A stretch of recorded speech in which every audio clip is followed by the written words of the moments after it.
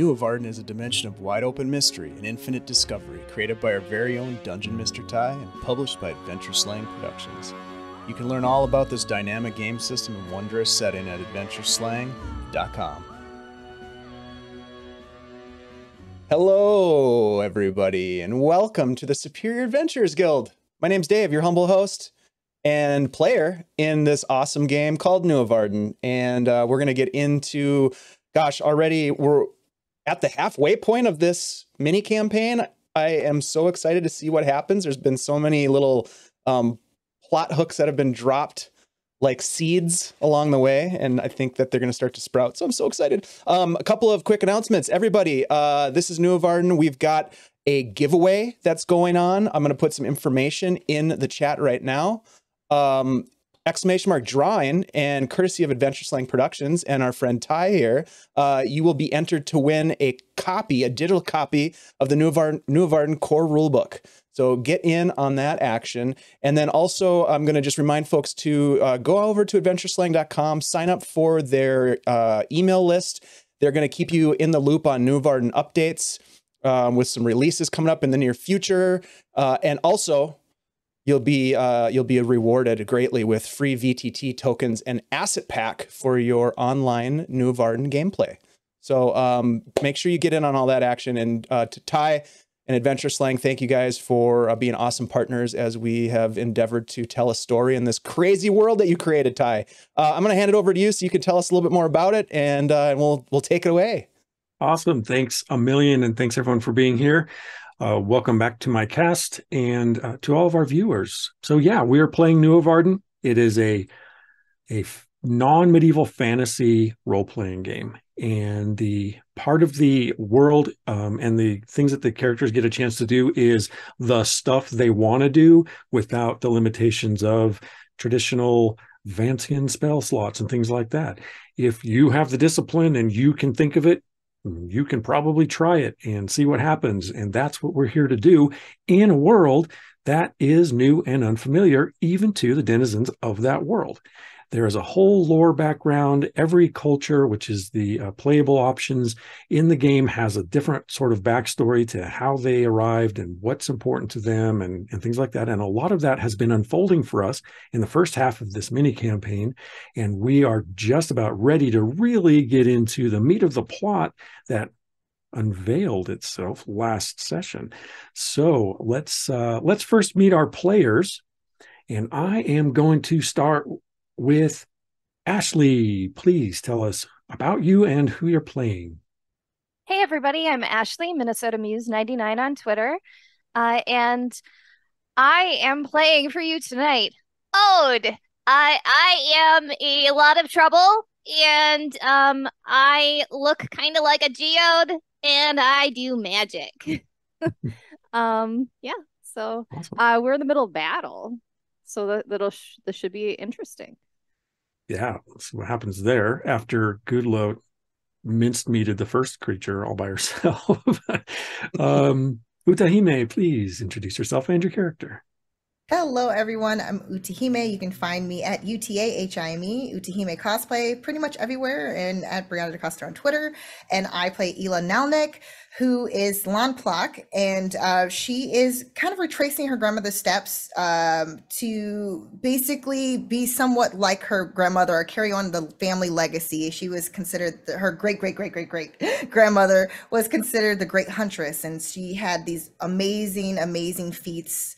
And she was amazing, like just a phenomenal woman all around. And she's trying to kind of carry on that legacy somehow, which she feels like she'll be able to do if she kind of learns more about the past and about what her grandmother was up to. And she's actually trying to look for her bow, which may or may not be in this particular area that they're in. And they're going to have to fight some monsters in order for her to be able to investigate further. So we'll see how that goes. Who knows? We'll see. Awesome. Thank you so much. Lamar, please tell us. Top of the morning to you, lots, lasses, both and neither. My name is Lamar the Con Guy. This is Ellie Amir, the Con Guy. I am playing Tosh, our adorable void spirit thing that is trying to find meaning in literally nothing. I love this guy. Who has lots of opportunity to do that. Has so much opportunity.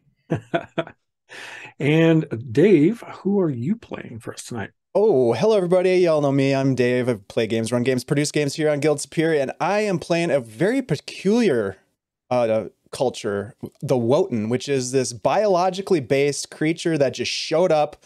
It's constructed of metal and wood and stone and has discipline where it can manifest technology, and it has this drive of purpose. And this one originally had been purposed to build the tower, that which is to be destroyed, rebuilt, and destroyed. They're really weird and super fun to play. Awesome. Thanks so much. And I am DungeonMisterTy. I am your seer tonight, the game master for our session. Let's do a little bit of recap. Last session, prior to Ela finishing her training with the aforementioned bow and archery and those skills that she had not yet mastered, the rest of the group found themselves in a little bit of trouble, had been arrested for trespassing and asking the wrong questions.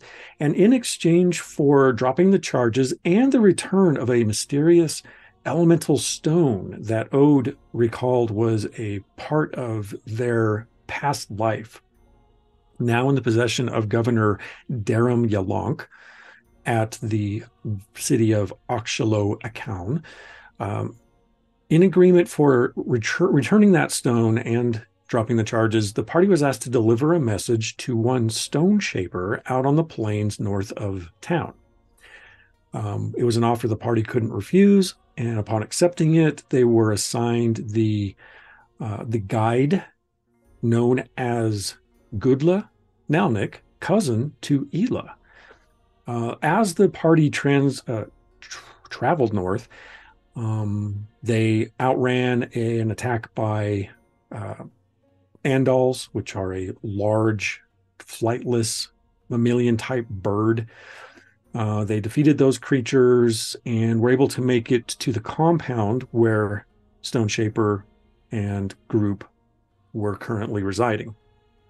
After discussions with that group, an exchange of a gift, First Foundation and Stone Shaper had some side conversation. Ode also met some other Leni and made some friends there and learned a little bit more about why the Leni were with this whole troop of Wotan. The group decided that it's time to return and deliver the message to the governor. When they left, Ela approached. Ela had gotten word that they were sent on this job, having finished her training, borrowed one of the Goodwill Reclaimer mounts and rode off to catch up to her cousin and her companions, met them on the plane and started having discussion about what they should do next. Gudla mentioned that the ancestral home of Ela's grandmother was somewhat in the direction of return. And so they decided to head off to that ruin so that Ela could see the ancestral home and just stand for a moment in the presence of that legacy. However, the discussion turned toward events in Oxalo and the strangeness with the governor. And the more the group talked about it, the more it began to seem that something else was going on. The governor didn't seem to be who they were. Darum Yalonk there were a lot of rumors about the governor having died, having fallen ill, having miraculously recovered, all these sorts of things that there was a little bit of conflict in that. And when the group met with the governor, there were some things that corroborated something being off with that individual. So it was determined that they needed to return and do a little more investigation and find out a little bit more about what's going on, particularly because Gudla, who was currently the leader of the Goodwill Reclaimers, is next in line to be governor of Oxalo. And if something was going on with the Yalonk governor, then she needed to know and be prepared to take responsibility for the city and leadership there. But again, this mystery sort of surrounds what's going on with the governor. However, because they were close enough to the village ruins of Phenum Plock Plock, which means the fern place in Old Land Plaque, the group decided that maybe they could go see what was going on there and heck, look around a little bit and even see if maybe grandmother's bow was still there. The group got into the ruins of the central hall, looked at the artwork in there, and determined that there was a story about Kai Kal's life and eventual passing, and potentially her remains being entombed there somewhere. Gudla led them to a river and a waterfall, where after some poking around, Ela laughingly dove into the water in her Corsicantant form and as a bird form, and as she thrashed around in the water, looking beneath to see if there was something else that she could change into as an aquatic, noticed a chain at the bottom of the pond. Gudla and Ela jumped into the pond, pulled the chain, and revealed a wall behind, a false wall behind the waterfall, which led into a tomb where they found a sarcophagus and a mausoleum facade, and on approach to the sarcophagus were accosted by several large centipedal-like mustache centipedes. Is that what we're calling them? Yeah.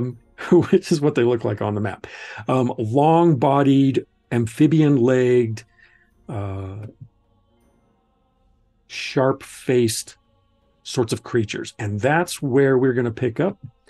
Does the group have any questions or anything that they need to know about before we get started as I begin the music? Okay.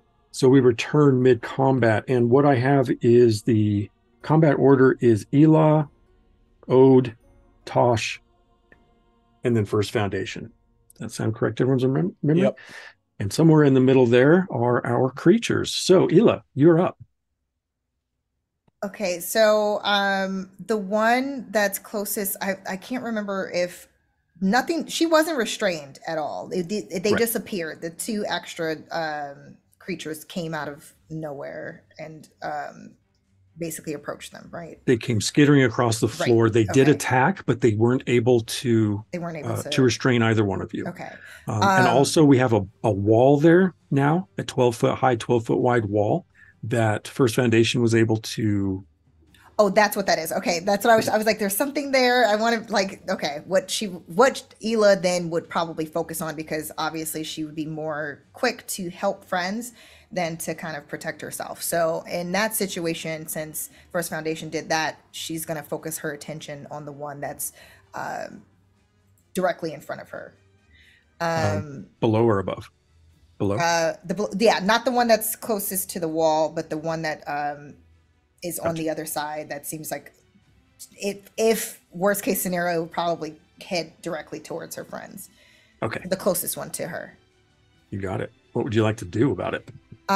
So with this, because it's too close for her to shoot her bow comfortably, what she would actually try to do is to grapple. Like, how thick is this thing? Like, how big? Like, I'm trying to figure out as far as. Right. It's is about it skinny or. It's pretty robust. It's got a pretty barreled body, probably 2.5 feet or so round or wide, and it's 12 feet long. The head only comes up about 4 feet. Okay. But it's like a large snake body.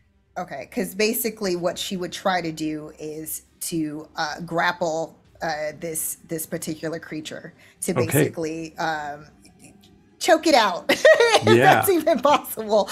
But she's going to try to make it possible. So let me just explain real quick. So that is a wrestle attack, yes, which is a status attack, which means it's going to be a challenge roll for the creature when you grab onto them. The rule is it has to be a size factor no larger than a size factor above you, and it is. So that is fine. That totally works for you. So if you would like, so your goal then is to immobilize it so it can't advance. Yes, and specifically aiming towards the neck area and the head. So trying to basically get her bicep around this thing, like to try to like grapple it that way. So that way she's basically taking on the brunt of whatever might come. Okay. All right. You got it. So you and will make a hopefully status. Squeezing life out of it. Yeah. Now, so if she needed to enhance body to make that stronger, would I have had to do that before grappling this thing?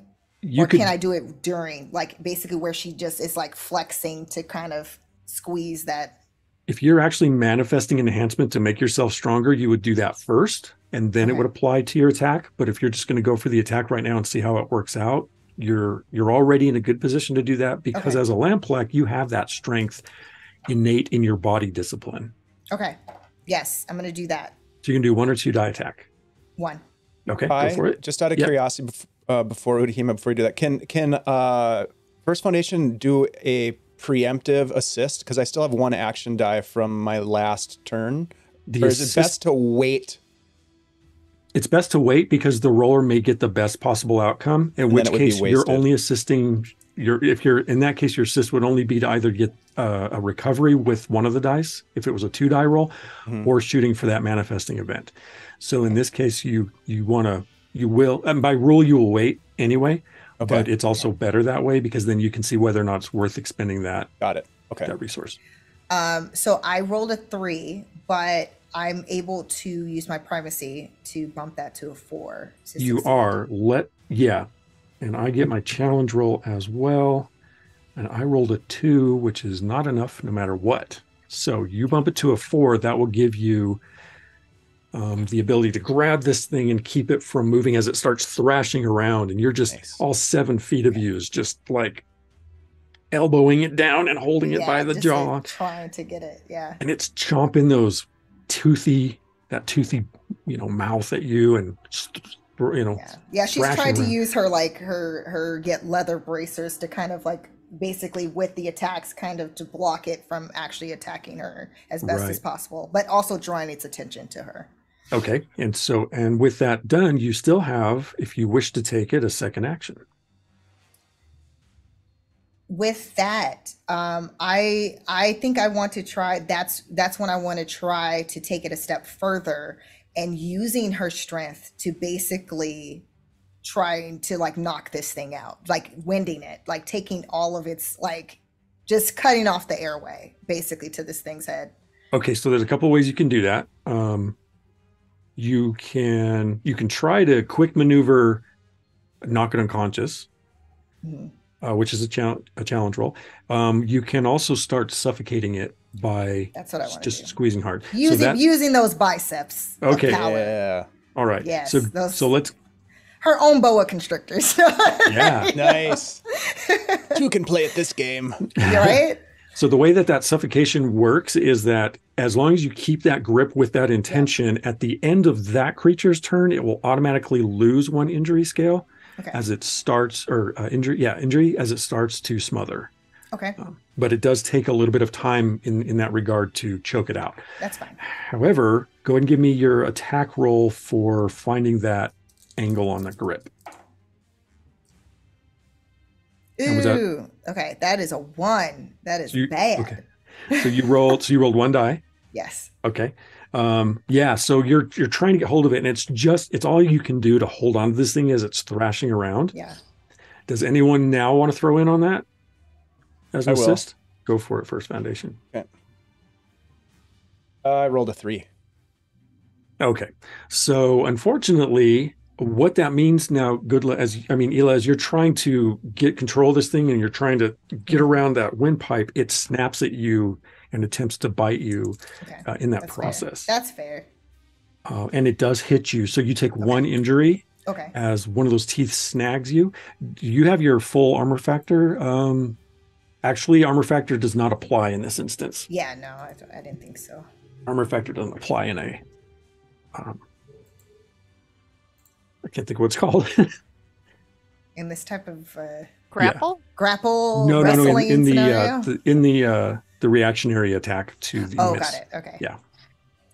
I'll think of it, but these words just go flitting out of your head when you're in the chair. It's the same thing with teaching, by the way. Anyway, okay, so is there anything else for... You can attempt to move it if you want to move it away. I would. I think Ela would try to get it as far away from her friends as possible. So in that positioning that she's trying to get, which isn't necessarily taking purchase, she's probably pulling it in the direction away. So something like this? Yeah. Okay. And that is you are entirely eligible to do that with your move. It reduces your move to half, but it does allow you to move it 16 feet back. Yeah. So you grab onto it, it snaps you, it snags you a little bit with the tooth, and then you drag it writhing away from your... Nicely done. Awesome. Okay. That then takes us to Ode. All right. I believe I'm carrying a torch because I think First Foundation had a lantern and I have a torch. So I'm going to take a little bit of that fire and I'm going to grow it into a fireball and then chuck it at the one that's attacking Ela. Okay. All right. So good deal. We'll just say we'll move you down 1 square to give yourself a little bit of visibility, but go for that. Are you going to do a 1 or 2 die attack? 2, and I got a 4 and a 2. Perfect. All right. So you step around, you grab a little bit of that flame, it grows, flies across the room, and hits this creature. Go ahead and roll a d4 of damage. Right. 2. Nice. Okay. You check my stat block real quick on this. All right. So as that fireball hits and the flames spread across it, you see scales shrivel and blow off and kind of like ash in the air. And after that, you see there's sort of an exposed area of flesh, but it seems that those scales were enough to deflect the damage.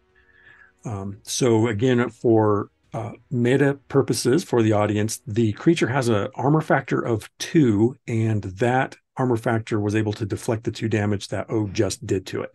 However, it is no longer protected by armor now, this particular creature, so it is exposed and easier to damage. I will yell, "Get him in his scale hole!" She said hole, Tosh! You missed it. Okay, Ode, so that was a 2 die attack, right? Yes. You have a second action if you wish to take it. Oh, man. Can I do another manifesting thing? Yeah, you can do whatever. Mm-hmm. Okay. I would like to so this remind me what the blue rectangle was again. That was somebody's. That's a wall Wall. A big wooden wall jumped in front of you. And so you can use it for partial cover. Okay. I would like to peek around the corner and I would like to manifest a hole there. On this one? In this, underneath that, yeah. Okay. That mustache eel. Right. So, okay. So that means that, so you're down to a single die, which means the best you can do is your standard area of, your standard affected area, which is 12 by 12 by 12. Okay. All right. So, and that's just far enough to drop the creature that if it succeeds, it could actually take damage. So go forth. 4. Hey, nice. All right. So let's mark up the map there as I'm imagining, let me get my drawing tool, that the shape is something like this area. Tasha's going to be very, very happy with what just happened. Tasha making all kinds of holes over here. So as that happens, this hole opens up and 12 feet, the creature plummets down. Wow. It falls down on the ground, impacting the ground for Actually, you can roll the damage if you like, but I'm going to have you do 2 dice because as you do that, that boulder that's sitting there, that rubble, falls on it as well. Ooh. I rolled a 3 and a 2, so 5. 5, okay. And this creature had not been injured yet, so that reduces the damage with its armor factor to 3, but it is 3 damage. Nice. And it all just goes, and it's mighty close to that wall falling over it as well. First Foundation, why don't you just give me a straight D4 roll and let's see if this wall falls over it like a lid. Rolled a 1. We can just Okay, so the lean wall on it. goes and just teeters right on the edge, but it does not fall. Wait, can I assist with that? You're all wrapped up with this other creature that you want to throw it on this. No, this was just a luck of the Okay. physics. Yeah. Physics roll. I was like, it could have been while I was wrestling that it was a much like movement that ended up shaking the wall to fall over. I mean, you know. I just wanted to see if the wall fell on its own accord. Okay.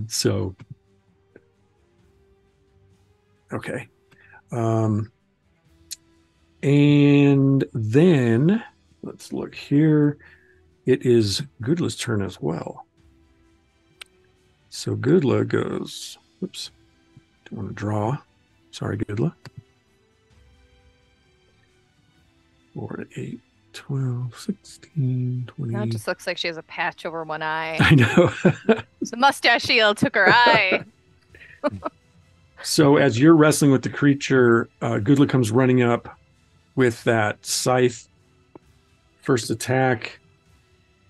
She bumps the roll. And the electricity snaps on the creature.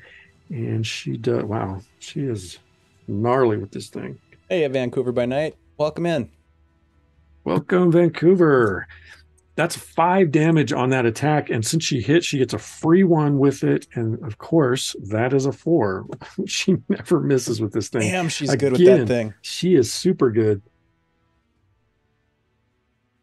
Hits it again and still has a second regular attack. As she goes swinging through, that's a 3 bump to a 4. For another 4 points. And remind me, she has like a giant scythe. It's a 2-headed scythe with electrical energy arcing across it. And every time she hits it, it snaps with electrical energy for an additional damage. And since she just hit it, she gets another, and I rolled a 4 again. There are just not enough scythes in these RPG games. I agree. The cool weapon. Hila starts to reevaluate whether or not it's the bow that she should be trying to get.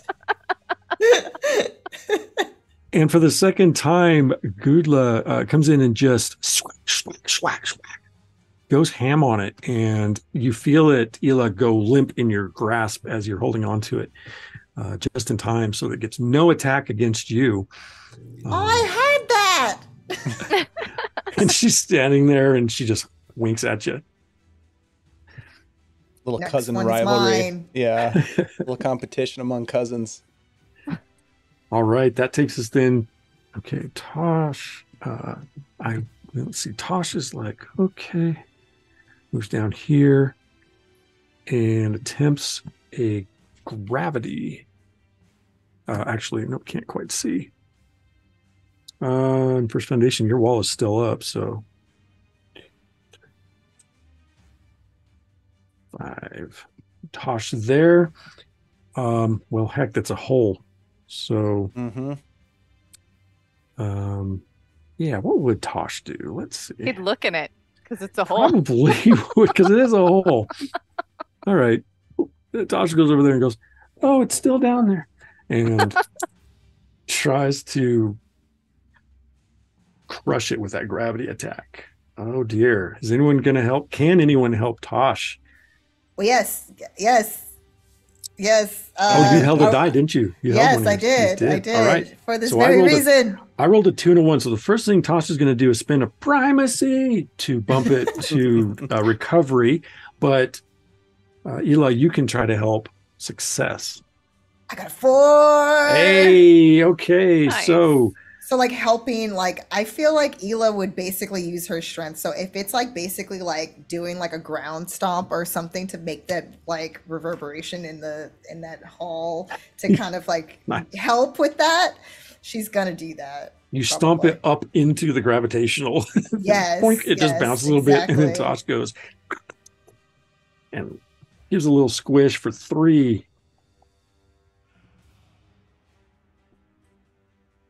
Nice. Nicely done. All right. And then with the second one, Tosh has a staff that you noticed as well. As they're standing on the edge of that pit and crushing this thing, they then sweep that staff, and as they do, this like shadowy, this voidish blade appears, and they like swack it through the air. However, it doesn't seem to hold its strength, and it fades mid-swing. And Tasha's like, "Oh well, that didn't work." And I think they've used all their movement up there, so they're just looking down in this hole. Tosh, you just did a gravity crush with help from Ela, and then attempted a void slash with your staff, which they saw for the first time, but it missed. However, you're all good on primacy because you had recovery, and Ela helped you with the strike, and you were able to damage this thing. It is now in a 12-foot hole, so you have a hole to look into and explore as well. Yeah. And that takes us to the creature, which, much to everyone's surprise, has a climbing speed, and it comes skittering up the hole. And as it does, it is first going to snap at Gudla. Attack. And hits her. Oof. For 4 points, as it has a +1 damage factor and is able to do a little extra damage. Gudla has that armor, which rebuffs 1 injury. And as Gudla's armor gets slashed into by that attack, and then it bites into her shoulder, she screams out, and starts to bleed down her arm. The armor itself holds its stability, but she does take some damage with that attack, and then it attempts to grab onto Tosh as its body starts to coil around you. Nope. So close to danger. Yeah, you had to get to the hole to look inside it to do your thing, and it was a hole, we figured. However, as the coils start to slither around you, you just kind of step out of them. And it does not grab hold of you, which takes us to First Foundation. All right. First Foundation is going to level its crossbow and use manifestation to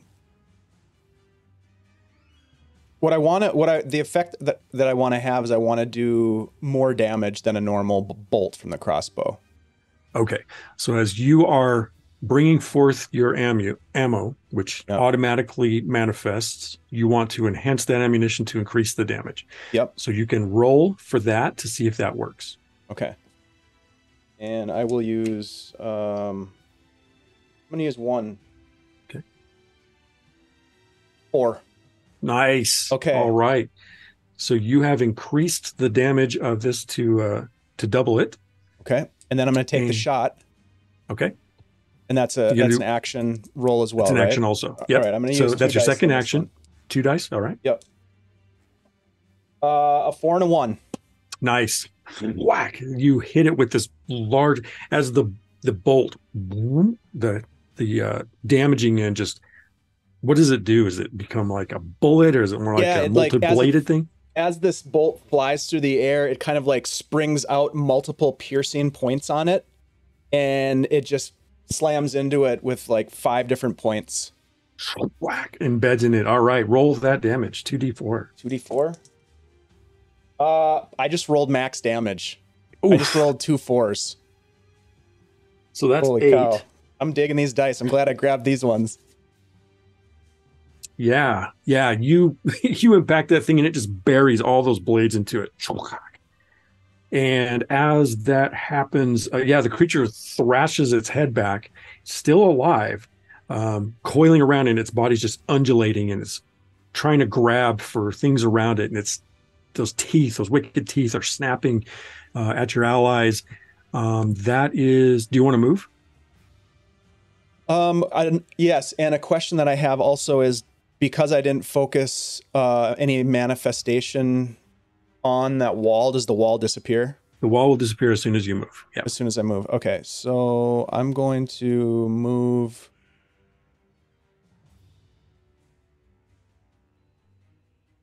What about there? All right. And as you move, boop, wall goes away. Nice. Okay, that takes us back to Ela. Ela's going to take out her bow, and she's going to take out an arrow, knock that arrow, and aim directly. She's going to try to focus her attention on the creature's head to try to pierce it. So like First Foundation, you can manifest your basic ammunition. So you just pull back, and as you do, the arrow materializes. And you fire. So and one I'm or two going to dice. do 2 dice for this. Okay. I got a 4 and a 3. All right. Do you want to bump that 3? I'm going to bump that 3 to a 2 of 4. Yeah, to double it up. Double the damage. Primacy. Primacy. Okay, there we go. And then the damage is just 1 die, correct? It's 2 dice. Oh, 2 dice because I used. Oh, okay. Perfect. Okay, and that's I rolled a 3 and a 2 for that.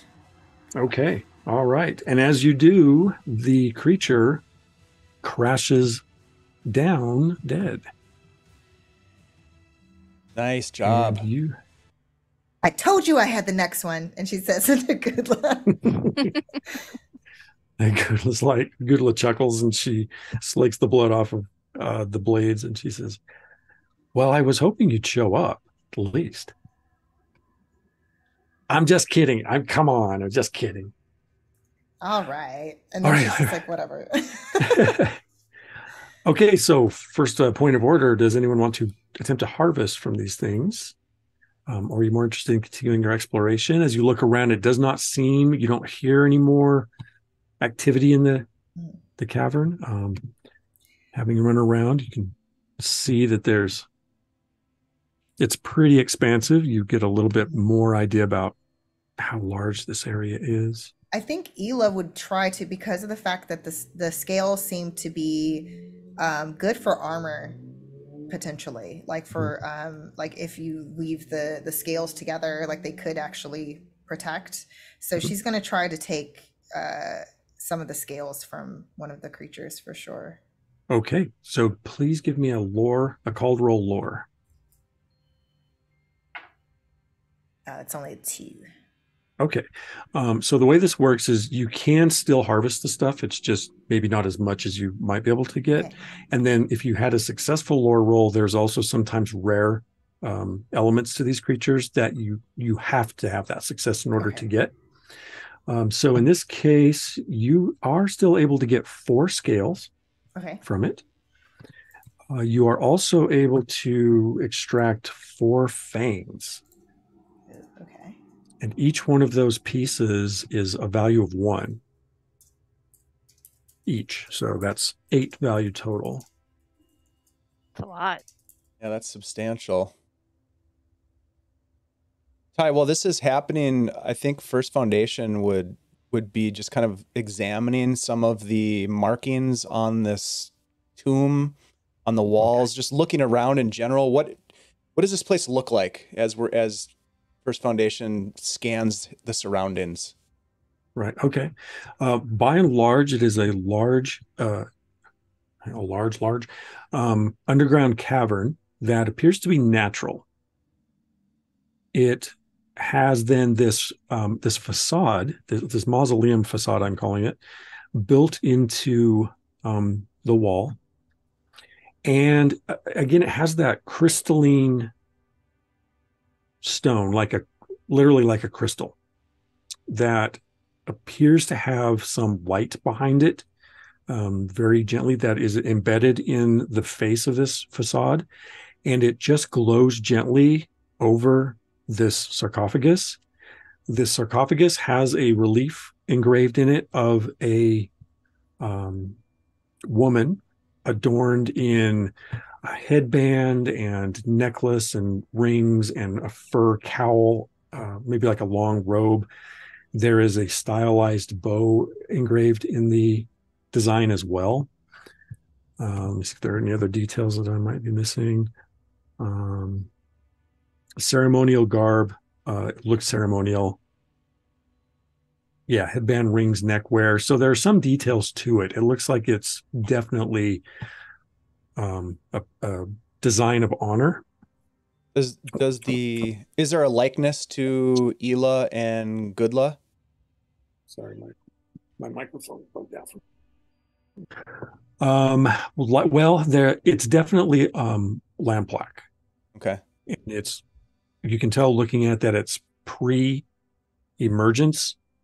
You know enough about the lore to tell that it's older. So this location's definitely predates you and yours. Okay. Did we harvest everything that we could harvest, or? No, Okay. there are 3 more creatures actually. Or I'll two more creatures. I'll take a whack at it. Okay. Yeah, go ahead and give me that call roll lore and let's see how much stuff you come up with. Is that 2 die? Yes. Okay. Yeah, and go for it, Tosh. You too. Oh no. What'd I got double 2s. Okay, that's all right. You just don't quite find as much stuff as you could. You do manage to get 1 fang and 2 scales off of it. What'd you get, Tosh? 2 and a 3. Okay, so similar. You get 4 fangs and 4 scales out of yours. Your wealth continues to pour in. 4 fang. Oh, where the heck do I put? Oh, there it is. You put that.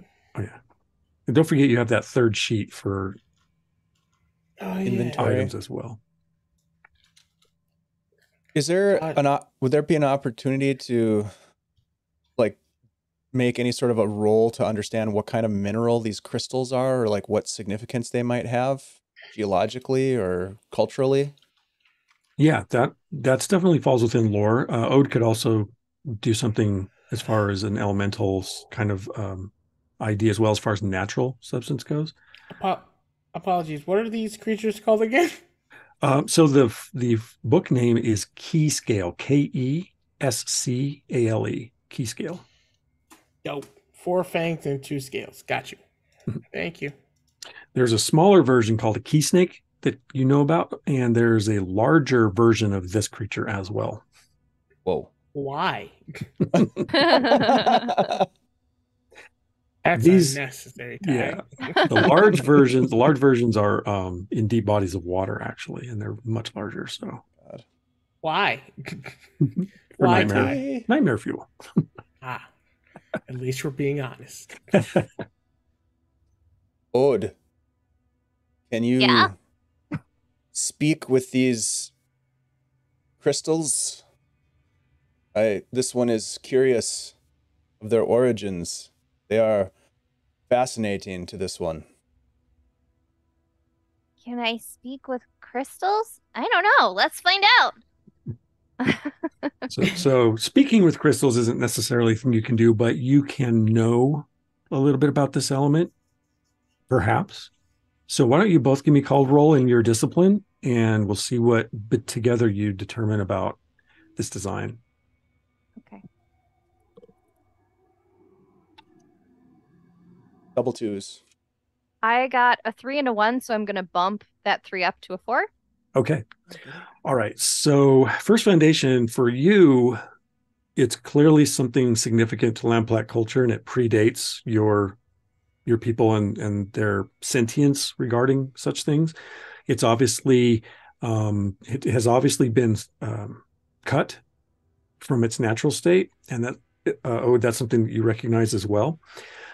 Other than that, the light source is not part of the stone itself. So whatever's going on there, who knows what that is, but it's a silicon crystal. It's literally a crystal, natural crystal, but it's been cut. So you know that it's just a natural form. The value of it is probably more relevant to the culture than it is in terms of like, it's not a gem per se, but it's just it's design. Both of you can determine that it's essentially design, and pretty clearly it represents the sky crystal. So, but that's not a big surprise because the sky crystal is relevant to most cultures for many reasons. Is Ela able to take a look at while that's happening, kind of like now, taking a look at the tomb itself, or the sarcophagus and the writing and everything while they're doing that? Yeah. I will also have you make a cultural lore, but I'll give you a decreased difficulty scale because of cultural relevance. First Foundation, do you think that this is just a smaller version of what the sky crystal actually looks like up there somewhere? That is an interesting question, Ode. It is quite possible. This one has never visited the sky crystal to know for sure. That would make for an interesting journey, though.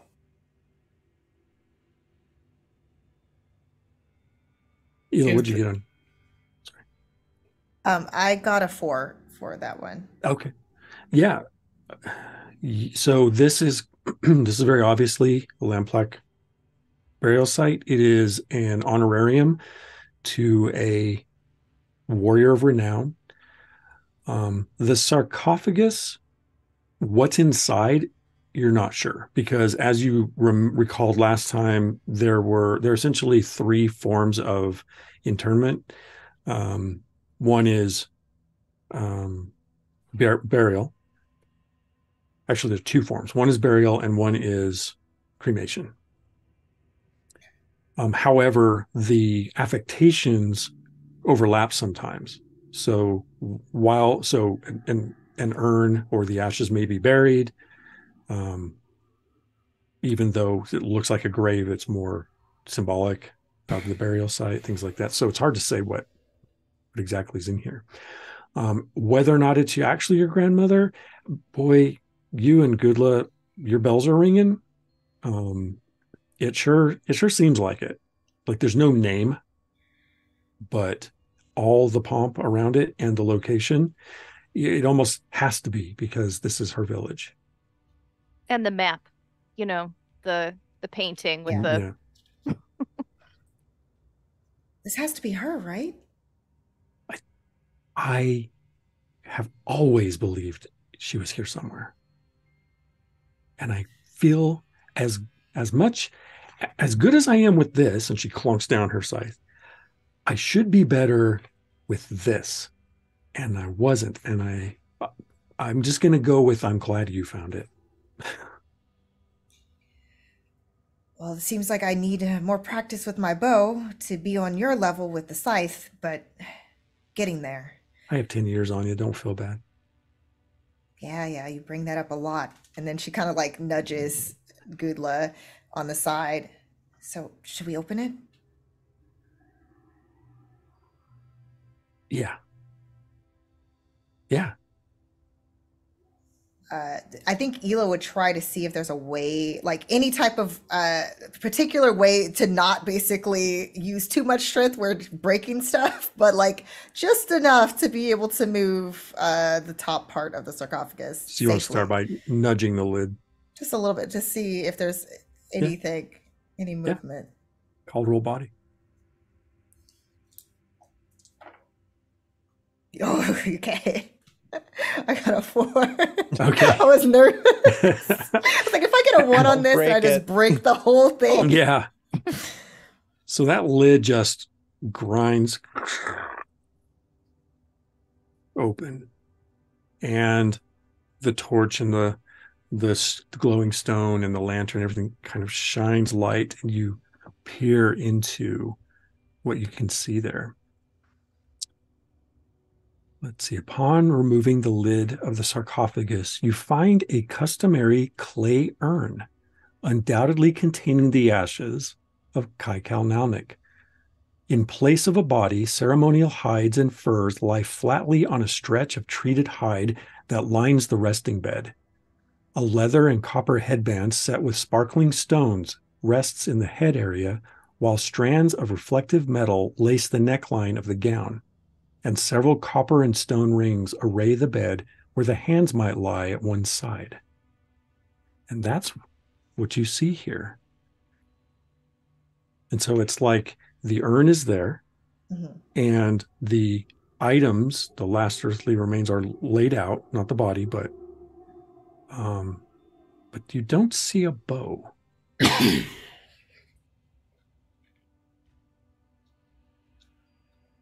I guess it isn't here. Doesn't look like there's much room in there for it unless they put it on top, which no, it's not there. But this is still amazing. I mean, it's her. It's actually her, and then her items. Yeah. This is kind of cool, right? I think Hila's going to kind of where she touched, like almost like as if she's like kind of connecting in some way with her grandmother by touching the different hides or the items that she wore. Kind of like sifting through them, not taking them out per se, but just kind of relishing in that moment that there's obviously like they found where she was resting, her resting place. As you do that, give me another cold roll at increased difficulty scale. Okay. This is body as well. Is that 2 or 1? 2. Okay, I got a 4 and a 3 actually. So I'm gonna bump that 3 to a 4. Excellent. Actually, you'll bump the 4 to a 5 because it's 4 to 5. Sorry, 4 to 5. Sorry. No problem. So as you're just sort of gently experiencing grandmother's resting place, you can't help but notice that the sarcophagus is much higher to the floor than the bed of it itself. It stands like almost 4 feet up, though the bed is like 3 feet of it, maybe. So almost like it could have like a false bottom or something to it. Perhaps, or it's definitely more mass to it than the space indicates. As that kind of that realization comes to mind, Hila's going to kind of like tap Gudla. Help me with this. I have a feeling, and then she's going to kind of like pass her the items to kind of carefully take everything out in order to try to get a better look at the bottom. Okay. All right. So Gudla's like, ooh. She takes the urn and she's like, grandma. Oh. Yeah.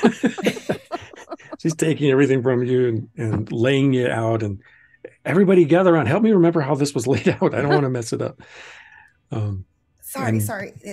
But I think I have something here. And then she's going to try to like kind of feel at the like on the sides or the edges to see if something gives or like possibly lifts as she puts pressure. Okay. So you remove everything and you start working your way around the base of this thing, and there is another thin stone shelf. It's very thin and feels like, and there's actually like a little indentation finger hole kind of, and you can feel that it's loose, and you lift it. And as you lift it, removing the false bottom of the sarcophagus reveals a fur-lined compartment containing a quiver of 12 bone-tipped arrows and a pristine blackwood bow. The bow is unstrung, but an intact gut string coils near the upper tip. Copper filigree gleams in the dim light where it adorns the flat sides of the broad curves above and below the arrow brace and at the tips of both ends of the bow. Thin, wickedly sharp bronze blades curve up and out from the upper and lower face of the bow, suggesting usefulness in melee. A hide-wrapped handle shows fading and wear from the sweat and salts of the previous user's hand and fingers, leaving behind the physical memory of this Lanplac hero. We found it. It's here. This is it. Gudla's like dumbfounded, and her eyes well up a little. And she shakes her head. Pick it up.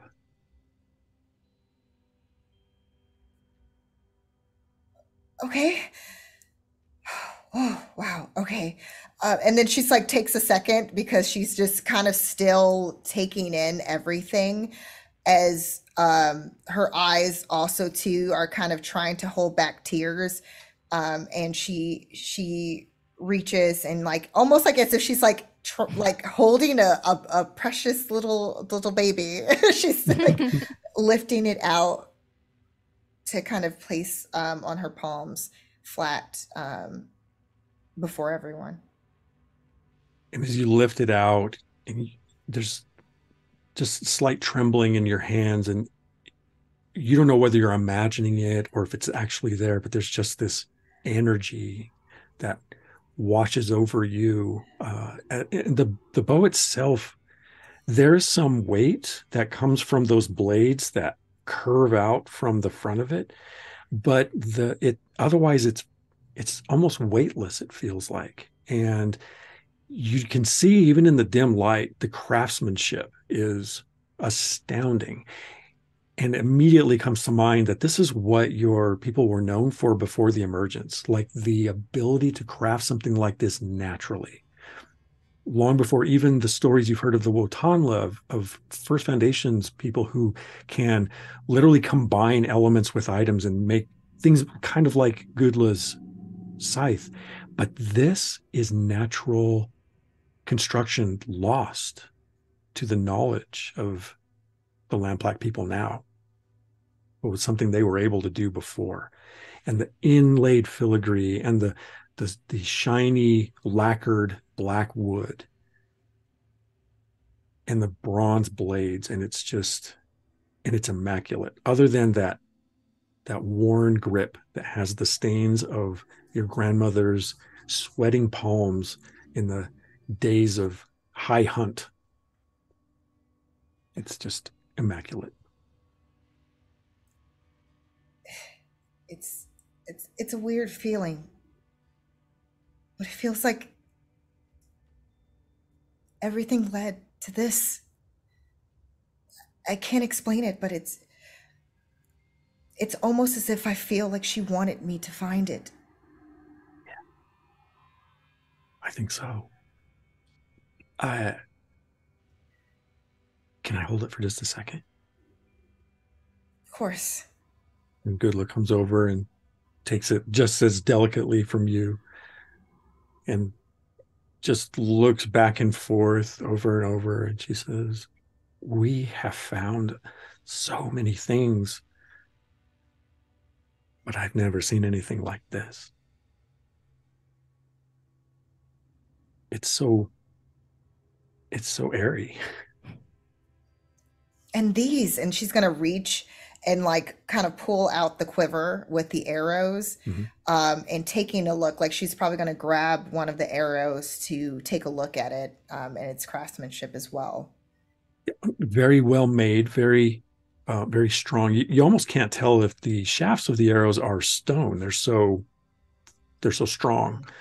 And then the arrow tips made of bone are very finely carved. So there was a lot of craftsmanship put into, a lot of artisanship put into even the way that the bone tips are literally sculpted.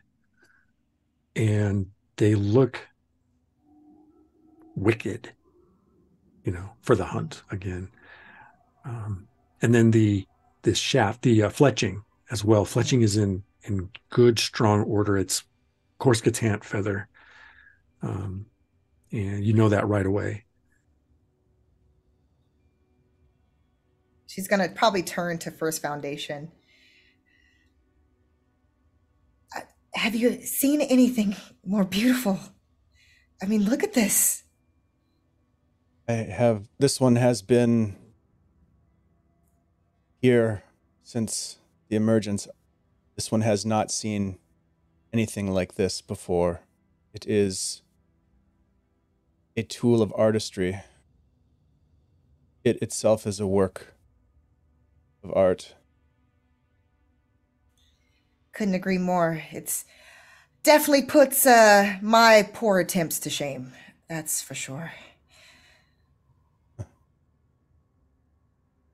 I just can't even imagine. This is incredible. Thank you all for even coming along on this journey. I know that we have other things we have to attend to, but you have no idea how much this means to me. Thank you. Glad to be of help. Goodla's like looking at the bow. Oh, sorry, Tosh, go ahead. Tosh just grabs a part of Ila's like clothing and just stands there. Thank you too, little one. And then she's gonna do like a little like pat on Tasha's head. And Goodla's kind of looking at the scythe and looking at the bow and looking at the scythe and looking at the bow. Yeah. I think that Ila's gonna kind of look to her cousin, to Gudla, kind of almost like as if like, can I do it? Can I like put on the quiver and take this bow? It's like almost like an unspoken kind of just like, yeah. Gudla's like, absolutely. Absolutely. You couldn't complete your quest without representation of your grandmother. This is your bow now, Ila. It is meant to be. I mean, I know that your people don't reincarnate, but like, aren't you still part of your grandmother? Like, you were like born from the same, rock substance that she was. It's just that she's not around anymore, but you're still the living piece of her, right? Well, I can't argue with that logic, Ode. You make a good point. I think that she would want it this way, especially if I'm also to be a leader someday. Well, Gudla's like, well, should we put the rest back, or do you want any of this? I think looking at for the pieces that are left, as far as are they like the hide pieces, are they armor or was it just clothing? It's clothing. It's ceremonial. Mm-hmm. Okay. I think she would leave that if it wasn't anything pertaining to obviously like her huntress days, as far as just her on the hunt and being out there exploring, etc. She probably would leave it because that is something of significance in a different way. Right. So okay. She would probably then place the quiver around herself, and also to replace the bow. So she would take the bow that was given and replace it with her grandmother's bow at her back. But before doing so, she probably would make sure to string it. Oh, yeah. String it first before placing it on her person. One other thing you should know is that shooting those arrows expends them. Okay. Yeah. But she can technically retrieve them if if an enemy is down, she can go and retrieve them, right? She can attempt to. That doesn't retrieve mean they'll them. always be recovered, and Okay. eventually if she fires them all, eventually they will all be Okay. lost. But she can still manifest regular bows. Like regular if she arrows, didn't yeah. want to use her other arrows. Okay, Yeah. perfect. These arrows are a physical item, and so they're a little different. But as noted, they have a little bit of a better. They have a little specialness to them as well. Has First Foundation ever seen anything like these arrows before, or even the craftsmanship that went into the bow itself? Or is this something that's so old that it wouldn't even be knowledgeable to the Wotan? For fun, give me a called roll lore. I want to see just how much First Foundation might know. I got a 3 and a 2. 3 and a 2. You first of all, looking at them outright, the best way that I can describe it is like the difference between handcraftsmanship and manufactured. The Wotan are great at manufacturing things, but there is an element of, and there's also like an echo of the technology that you and Wotan know in this device. What's remarkable about it is, whereas the Wotan just sort of bring these things to being through manifestation and design, the Lamplack learned the technology on a level that was more like passed down knowledge, practice, refinement, specialization, things like that. So literally the Wotan absorbed that ability primarily when they emerged from the Lamplack. But there's still something there that's a little bit, it's almost an envy because it was more organic for them, whereas it's more manifested for you. Mm-hmm. They didn't manifest this stuff. They literally created it. And you do also know that there is probably lost records of how they did some of this stuff in the ruins and things like that. That might be interesting to read and to look at. But it's almost like it's something that even is lost from the Wotan to its finest nuances. Cool. Thanks.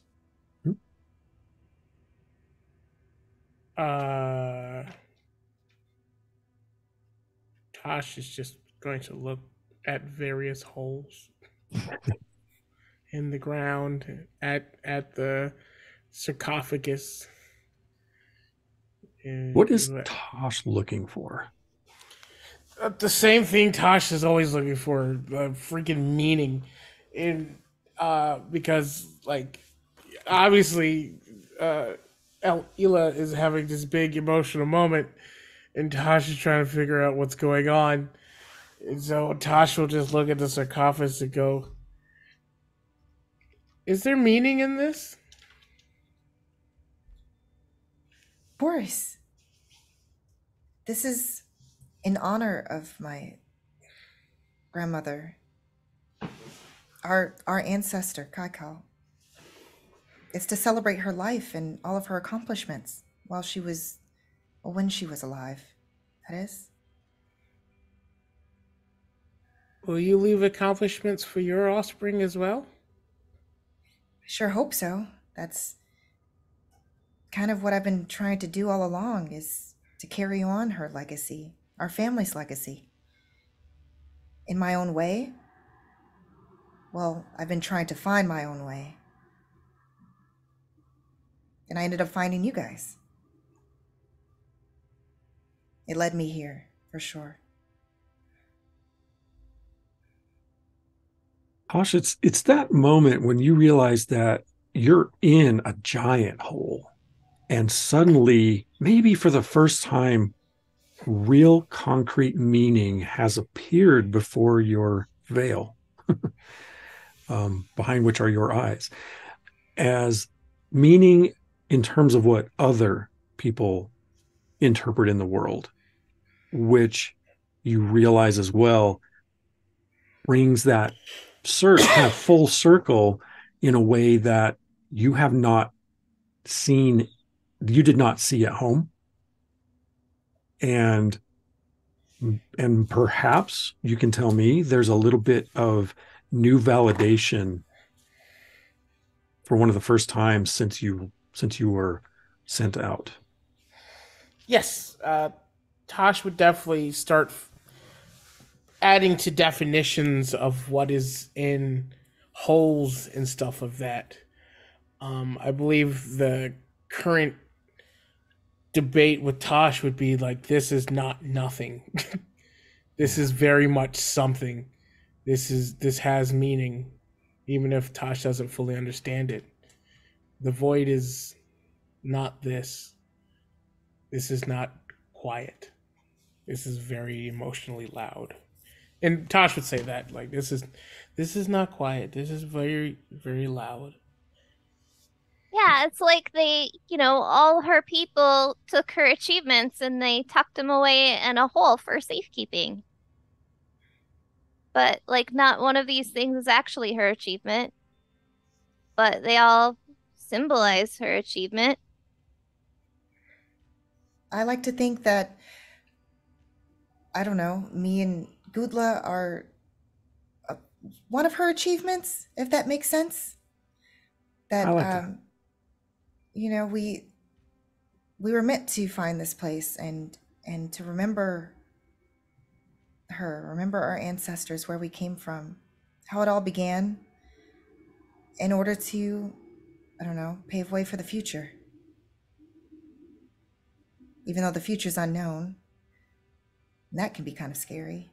But I don't know, I guess this brings new hope to what's to come. Yeah, you're here. Tosh will walk over to Hila and actually, like, grab their hand and, like, raise their blindfold a little bit. And it's like, you will have the greatest hole of all. Thank you. I think. And they're just like, I think.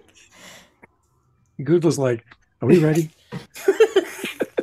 I think that's a good note for us to leave on. Yeah. We got to close this place up. We don't want anybody else to find what we're leaving behind.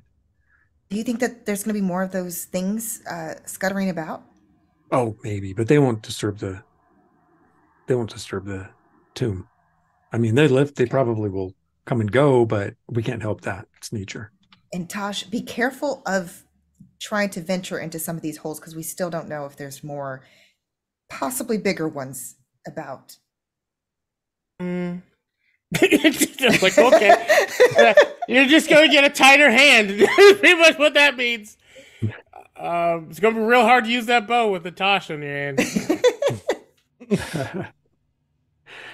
All right, so you exit and move back out into the outside around the pond and the waterfall.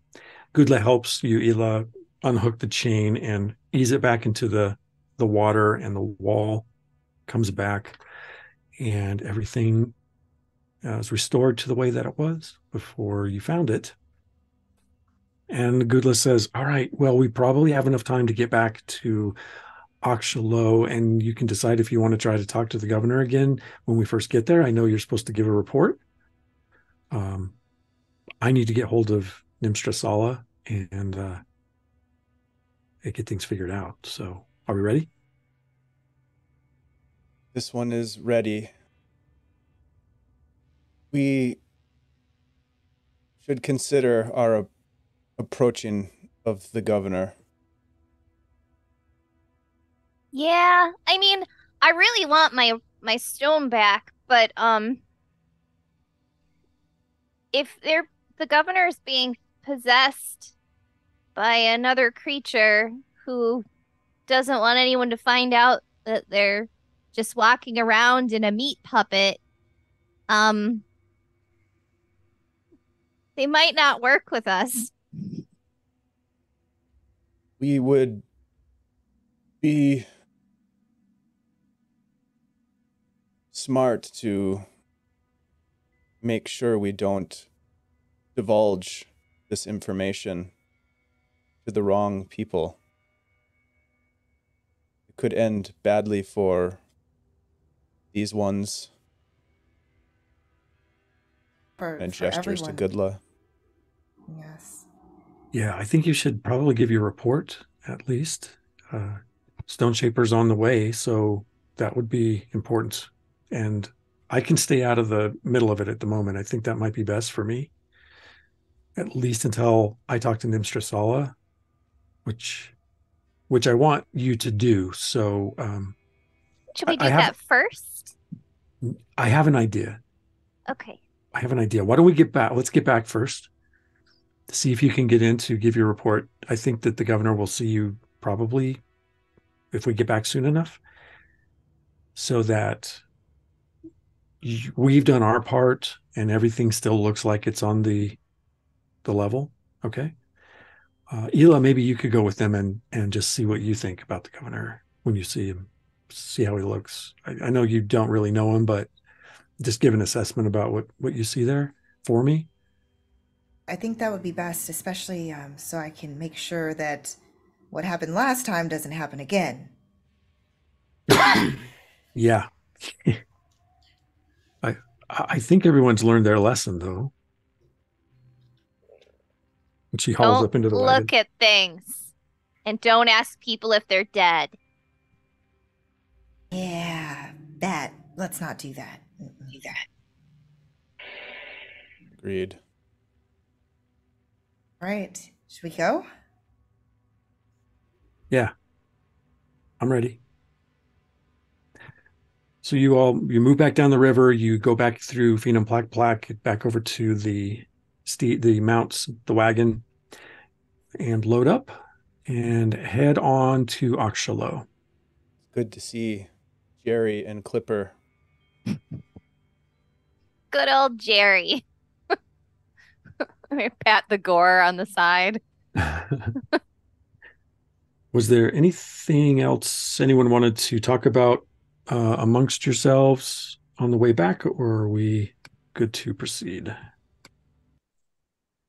Proceeding is a thing we can do. Okay. Now, like, those creatures that are, like, theoretically possessing the governor, like, are they Flicker supposed to have, bugs. like, special mind powers? Not the bug. The bug was just another meat puppet, I think. The Starnum. The stardom. I mean, can they read your mind? Oh yeah, says Goodla. They can definitely do that. From a distance, even? Some distance, I'm sure. Maybe Oh, not this man. far. Maybe not this far. I doubt this far. They would, or at least they would have to know we're here, but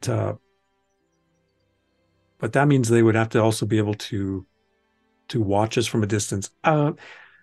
Tosh, you know a little bit about that, but that's not a Starnum thing naturally. Yes, it's possible, I suppose.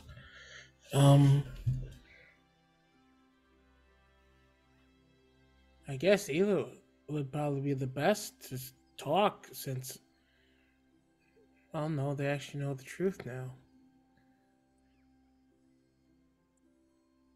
Well, if I were to even bring up the topic, that would put us in a position that you guys were put in while I was away.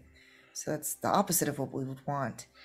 But I'm more thinking, is there a way to maybe disrupt that ability in some way? If it's something that would be somewhat of a distraction, if they wanted to try to probe our minds in some way. I don't know. I definitely don't have that ability, but maybe any of you? Well, I have birds. I could maybe give them a really bad headache because I'm super annoying. Or I could try to do Singing? like a mind shield, like I just reinforce the rock around my brain, and then maybe they can't read my mind. Yeah, I don't know why I thought singing might work, but no, that sounds like it's much better than my plan of just annoying singing. The technology of the jail cells that these ones were held in could prove to be useful in exposing the Starnum if we were to entice the governor to enter. Okay. So we break into the jail cell, we saw off some pieces of it, and then we sneak those into the governor's mansion. Didn't they have handcuffs made of the same material? How many handcuffs can we get?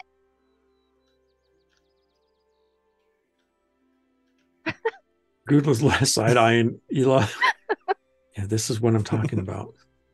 Yes, I'm getting increasingly concerned. Maybe we don't do that, but another idea, maybe First Foundation could possibly recreate that material. Unless you guys have the material from last time when you were captured. I'm not sure.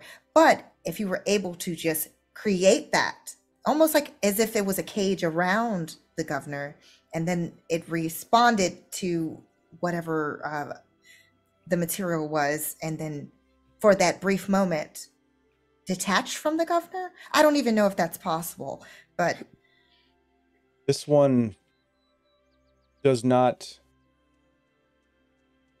have the ability to do these things, yet befriending the Stone Shaper, who is Wotanla, could be useful in this end if that one saw benefit of relationship with Gudla, perhaps enticing Stone Shaper to assist with this endeavor could be done effectively. Okay, good to know. I think it's best to follow Gudla's advice and just go in doing a simple report. Try not to mention things that we shouldn't be mentioning. And then she kind of like leans towards Ode. Oh, man. So that way, again, we might be able to do these other options of having new friendships and having new allies to help us. Goodla says definitely you should keep your thoughts clear of anything but the report. What were you thinking, Tosh? I just wanted to remind you I have birds. Birds are I heard great. about the birds, yeah. They were awesome. I think we'll save the birds for when we really need them, when it's an emergency. If we're in lots and lots of trouble. Okay. Because I heard what they can do. So we'll need that help. All right. As you are approaching Oxalo after a better part of the day,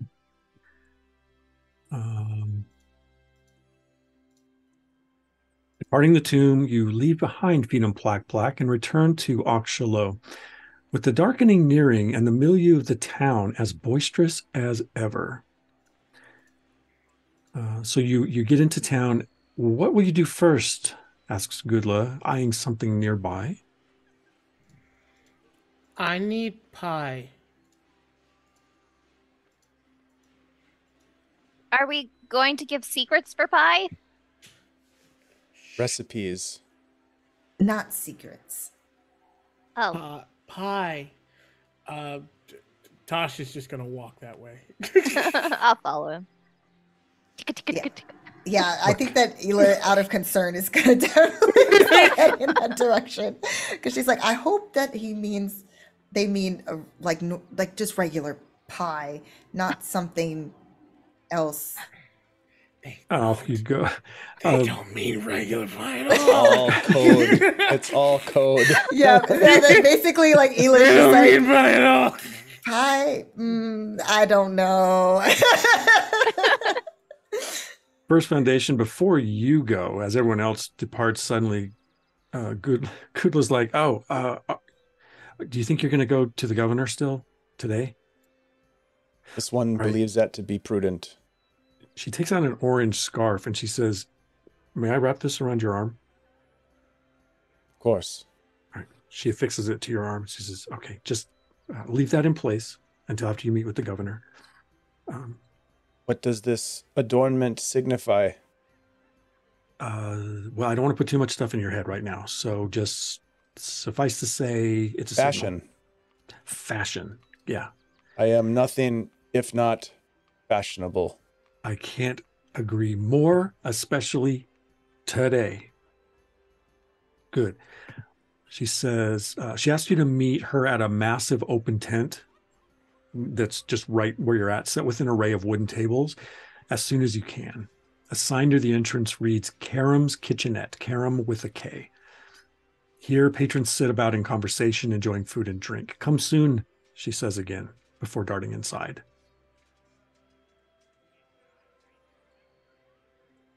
Very well. I'm going to try to catch up to the party Okay.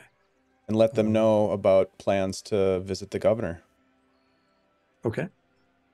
On your way then, and you remember that you come over the bridge, then there's a bit of a crossroads, and if you head from the bridge, if you head west, that is the street that heads down towards the governor's residence. And near that hub of streets, not too far down the road towards the governor's, is the pie stall, which apparently is where Tosh is just leading everyone right up to. You see the three of you who have been here before, and Ela, you see an older Asgal grandmother and her Asgal grandson of maybe 9 years old tending the booth, and the smell of these miraculous pies wafts through the air on approach. And Tosh, you are the first one there, I assume, because you led the way. As soon as the Asgal grandmother shows up, he says, "Hello, I have recipes. I have mini recipes to share with you about mini recipes." Oh, okay, wonderful. Do tell. And she waves her hands like quietly. What recipes do you have to share with me? Mini recipes. The mayor is not dead, possibly being mind controlled. There's Possibly dead and being possessed by a Starnum. Wait, what is happening? What is What? happening? Why are we sharing this with? I'm sorry. What? For a second, and then she's gonna like pull like Tosh and O to the side. Tosh, this is Elle. She's the granddaughter of a great Lamplack. She also has a big fancy bow now. Yeah, I do. 1 second. What is happening? Who is she? Tosh pulls out their cool, what is it, medallion? It's a patch. It's a patch. Their cool patch. I'm part of a cool club. They give me pies for information. Ela's gonna take a look at this. Does this ring any bells for good or bad? I'm assuming bad, but just We joined a game. So remember the conversation that you had with Gudla and on the plane about I'm the game? just trying to figure out if she knows about this particular, because that was mentioned, but she doesn't know the organization. So if it's something that her family obviously would be like, do not associate with them. She's trying to see. So first of all, the sigil looks like a stylized mask, kind of a fox head shape that is split black and white in the middle. And then the eyes are the opposite color of black and white. And then underneath it is a silhouette of a dead swee hen. And you see this also marked here and there, graffitied in places within town. This is the poison swee hens that Gudla mentioned. Okay, it's that. They are kind of a whisperer faction. If you want to give me a quick lore roll, called roll lore, I can see if you know anything else. I don't think anybody else really knew too much. No. We're in a gang. While this is happening, That's right, buddy. First Foundation is actually ordering a piece of pie. Okay. Yeah. Yeah, and he's just Actually, good pie. This organization has fantastic pies. I think the slices were a half value if you want to mark that off too. yep. Are you oh, okay. Usually being a part of certain gangs, it's not necessarily a good thing. It can lead to very bad things happening, including your safety. You may not be safe any longer. It's oh my goodness. But they have guys- pie. And you're here, safe. Yes, but a gang, that usually implies multiple people. And I am, even though I usually am the size of at least 2 people sometimes, depending on, yes. But again, I am just one very tall individual. Gang that's usually more than just one tall individual sometimes. Sometimes it's multiple tall individuals. Yeah, I need you to understand that Tosh is just looking at you like, but you're Hila. Like, nothing's coming out of his mouth, but you're Hila. Oh boy. There's no concern on his face at all. You are Well, safe. You're safe. You're here. Everything's fine. Nothing bad has happened since you've returned. would Hila feel like there could be immediate danger with all of this information having been told, or is it okay for now? There's no question that when you start shoveling secrets into whisper cultures, that who knows where they're going to go and who's actually asking and things like that. And it's also pretty clear to Hila that there hasn't been a whole lot of vetting of. Yeah. All right. Well, the one good thing is what you said. I am here now. Let's be very careful what we tell people, even though they may lure you with yummy pies. They may have other reasons for providing said yummy pies that aren't always good. Are you saying the pie is a lie? I'm saying it could very well be a lie. You never know, because you don't know the person that you're getting said pies from. You don't know if you can trust them. Is like, excuse me, the rest of the recipe, please. That, and I said, oh God, there's one more. Where's my? Are you just hollering this across the open expanse now that Hila pulled you over into, or? No, I think I'm out of. I think Tosh is out of recipes. That's pretty much the big one. Okay. All right. Have you decided where you're going to open your credit? Oh yeah, that's right. We get free money, free credit to wherever But you have to we want. choose. You have to choose. And if you choose the pie stall, I'd be more than pleased. Tosh is gonna look across and says, "Do we need anything? We haven't been to many stalls, actually." We do keep returning to the pie stall. This is true. And my messages are going to be sent here. So First Foundation, are you okay with assisting a gang? Not at all. wait a minute. Last time you said it was fine. No. Hey, live from the apocalypse. Thanks for the raid. Speaking of a gang, thanks for coming in. Good timing. Thank you. Hila, I will say this.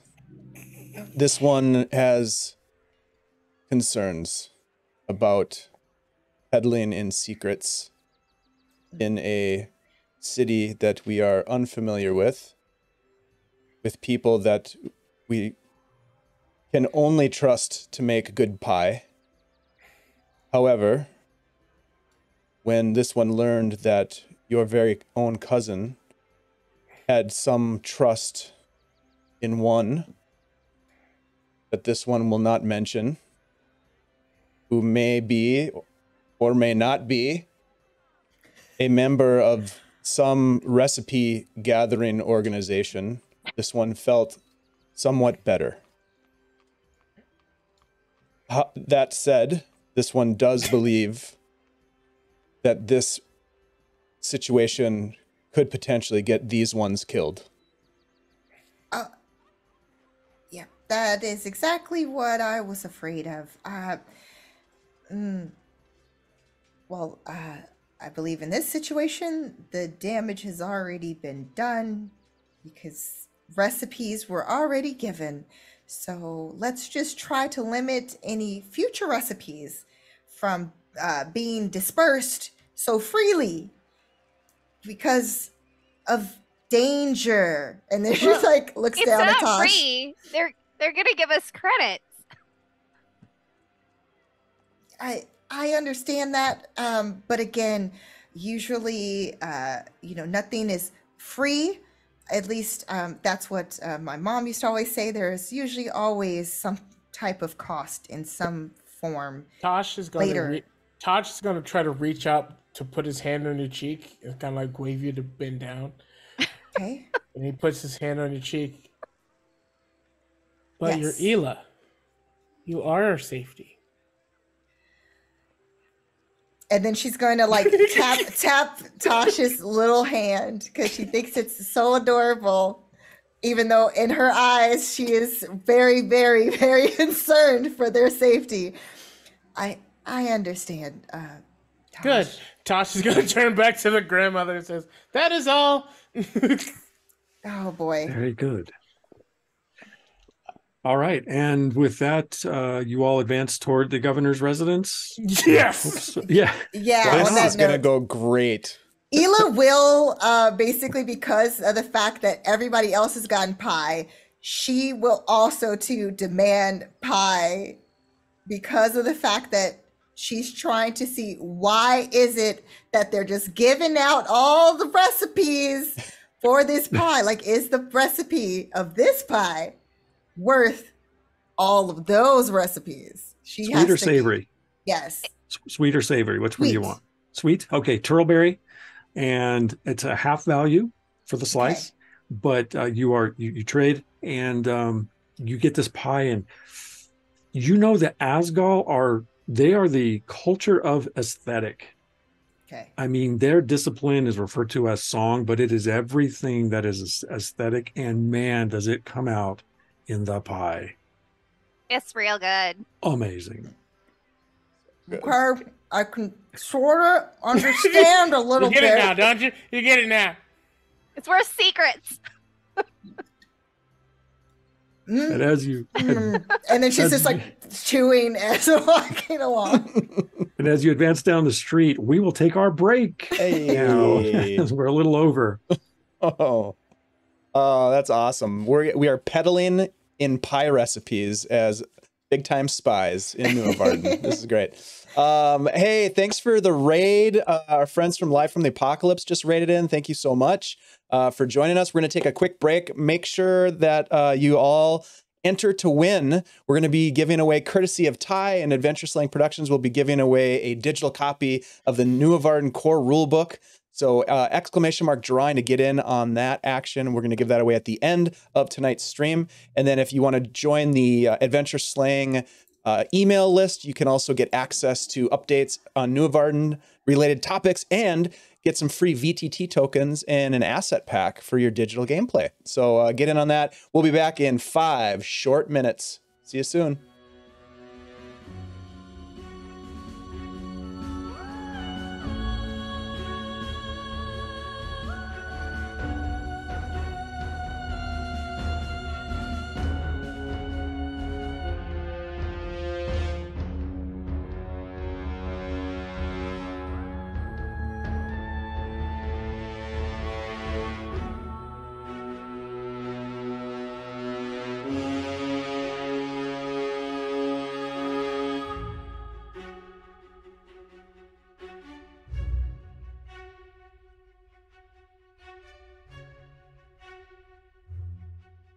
And we are back. Welcome back, everybody, to Nuovarden here on Guild Superior. A lot of crazy stuff has been going on.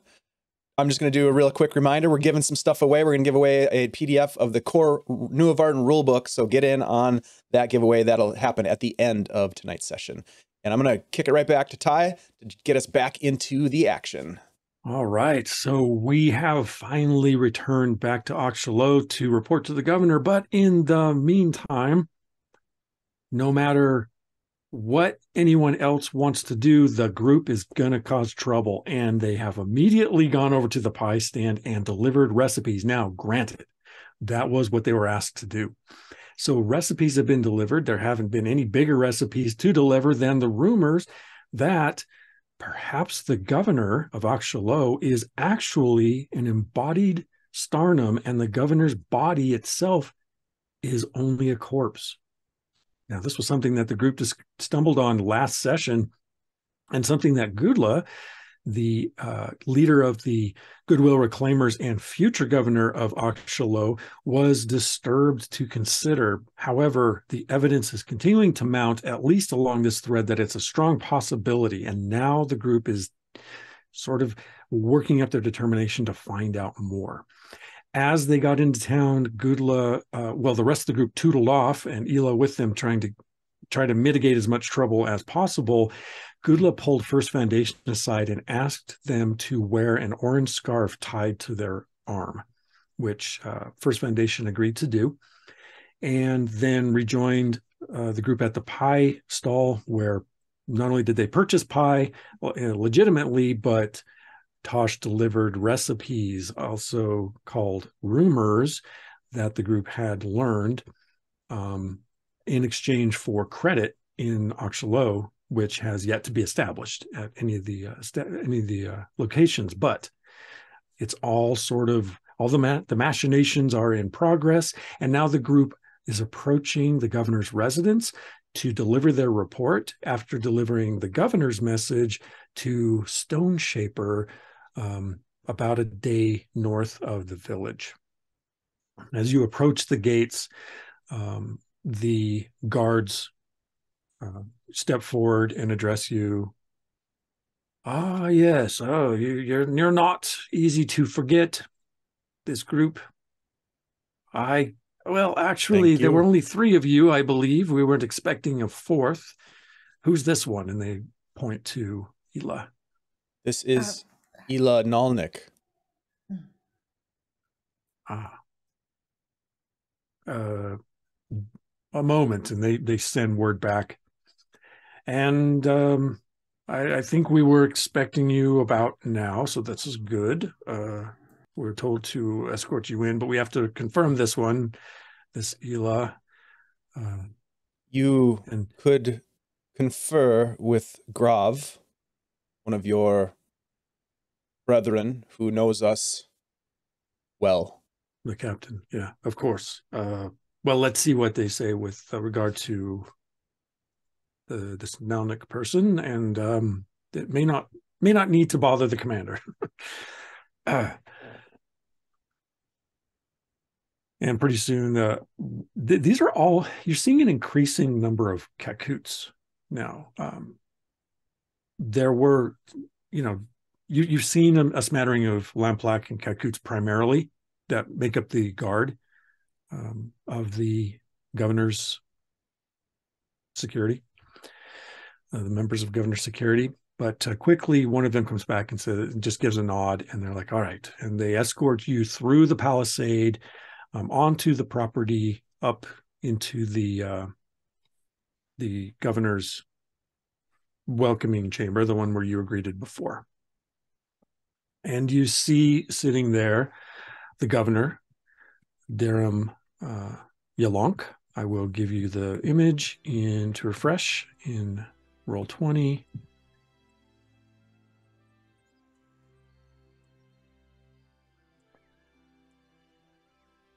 And I will say, Ela, for your part, just as a Lamplak person, as a Lamplak himself, the governor looks pretty haggard. And that's a little bit of an alarm. Now, it's not possible, lamplight gets sick, they age, they die. They just you all tend to be very hardy all along the way for the most part. And any kind of deviation from that does stand out a little bit. The governor has frosted gray on it, tips to the hair, but it's the eyes most that alarm you. They look sunken, a bit unfocused, perhaps. Would Ela notice a smell that maybe the others wouldn't? Let me give you a little more description real quick here. Let's see. Because usually that's another tell that is hard to mask. So a great question. The fact of the matter is that this room is actually filled with incense. There is incense burning. Mm-hmm. Now, the other three of you, this was not going on the other day, but now there is a very strong incense. It's bordering on overwhelming. In addition, as you observe you remember the room was pretty large and there were a lot of constituents that were surrounding the place, several people. There are fewer people here now. Now it's later in the day, so it's entirely possible that not everyone wanted to be at the governor's council right now. You do see some familiar faces as well. Those of you who were here before, you see the woman in white with red hair. You see the Selkie person that was referred to as Nimstrasala. And you see the Kakoots fellow in the blue gown with the sort of very prominent disposition, a very strong presence. They are on the stage near the governor, but no one else is. Everyone else is at least 20 feet away, and you are not allowed to approach more than that either. So you walk up and there is a large rug on the floor, which you're allowed to get to the edge of. The governor's sitting in the chair. Nimstrasala is holding the scepter with the primordial stone on it, Ode, off to the side. And the governor just seems a little tired. Let's see if there's anything else that stands out. And so you are led, as I said, to the front of the rug, which is some distance from the governor. And the governor says, "Oh, you have returned. It's good. You met then with Stone Shaper?" Governor Darum, we return with good news. This one has spoken with Stone Shaper. This one and these delivered the message we were sent to deliver. Excellent. There's one other detail I need to mention. There is no flicker bug on the governor's shoulder. However, he's holding in his lap a sweehu and just sort of gently stroking the sweehu. Sweehu is a bird of paradise. They're very colorful. They're related to the swee hen, which is a peahen, but they're mostly all white. The sweehu is a bit more vibrant. And the governor's just holding the pet, as it were, in his lap. And he says, "And what Stone Shaper received my message? What did they say? Did they report anything back?" Stone Shaper was pleased with your message and asked that this one relay a second message to you, that Stone Shaper intends to visit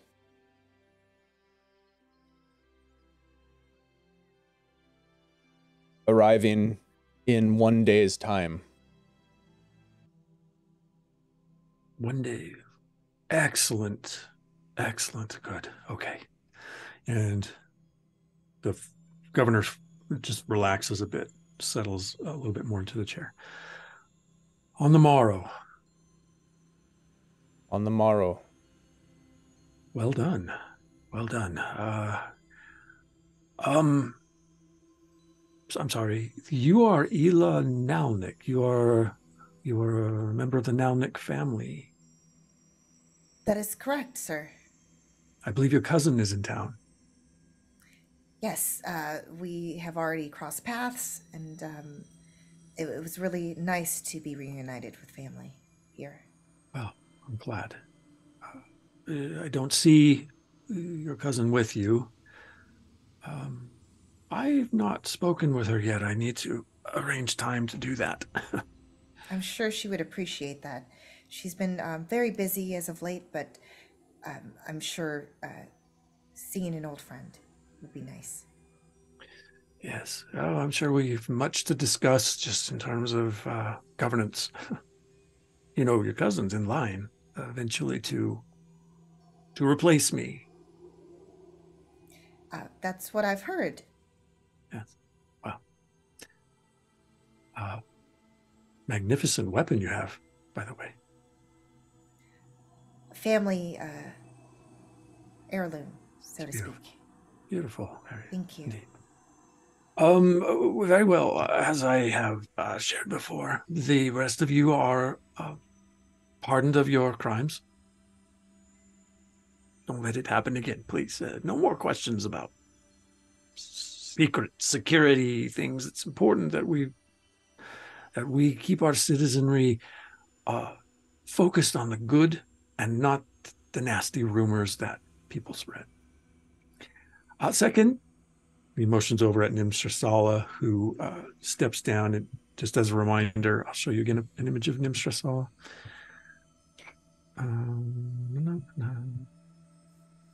The Selkie, again, the four eyes, the lower set closed, the upper set open, very, very thin, emaciated looking people, and those who are most renowned in lore. This Nimstrasala has markings on their skin where you can see it as if things have been written on there, tattooed, which is part of the Selkie culture. The Selkie record the present as a means of collecting information on what has changed since the emergence. And so it seems that Nimstrasala's role here in the council is to record the history of the governance. But Nimstrasala approaches you, Ode, and just hands the scepter over to you. Oh. Scepter and orb and everything. It's so big now. Well, the governor says, well, you have earned it. It's rightfully yours. And again, the image is in Roll20 if anyone wants a reminder of what this beautiful thing looks like. But so please accept it with our apologies for holding it back from you. And thank you for honoring your responsibilities to the governance. What is the staff made out of? The staff is made out of bronze and copper, mostly. It's a wood base, and then it's got a lot of adornments on it that are mostly bronze and copper.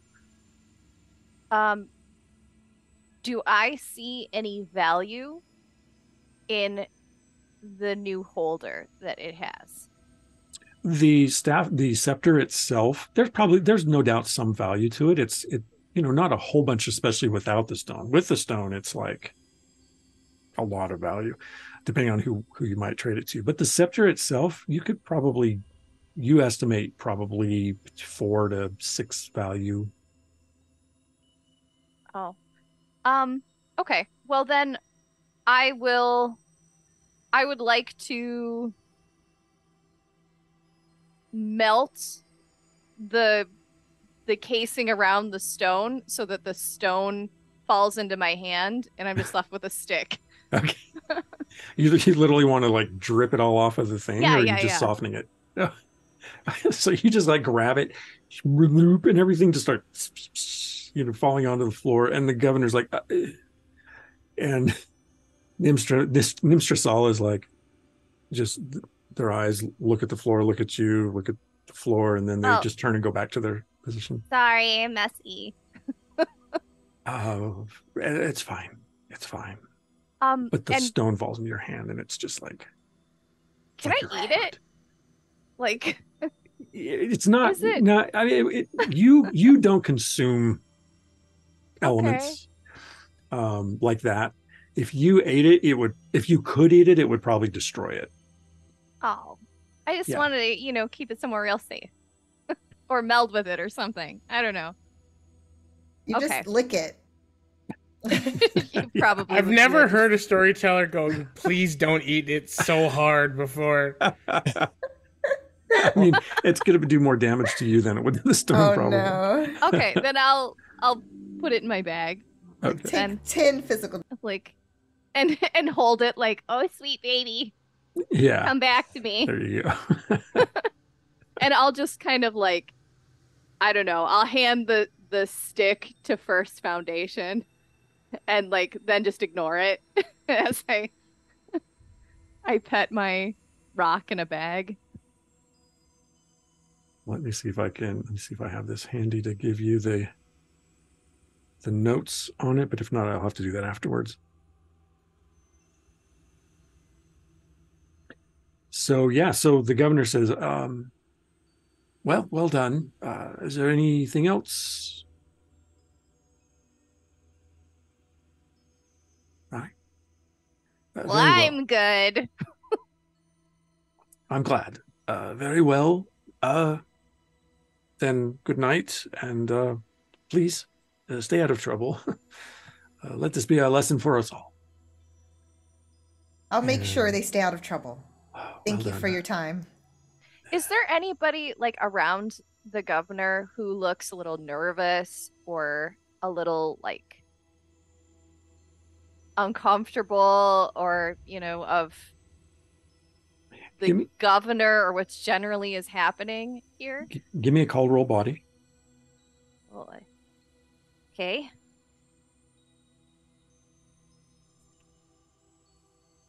Ooh, I got 4. Just 1 4? Just okay. So as you're looking at everyone around them, you've got Nimstrasala, you've got the Kakoots fellow, you've got the woman in white. And those 3, Nimstrasala is fairly neutral. The woman is pretty doting, actually. Hmm. And the Kakoots is just eyeing all of you and Okay. seems very borderline arrogant. But none of them look nervous of the governor himself. Okay. Then I was just thinking if I should read somebody's mind, or at least try to. But if they all seem like they're together.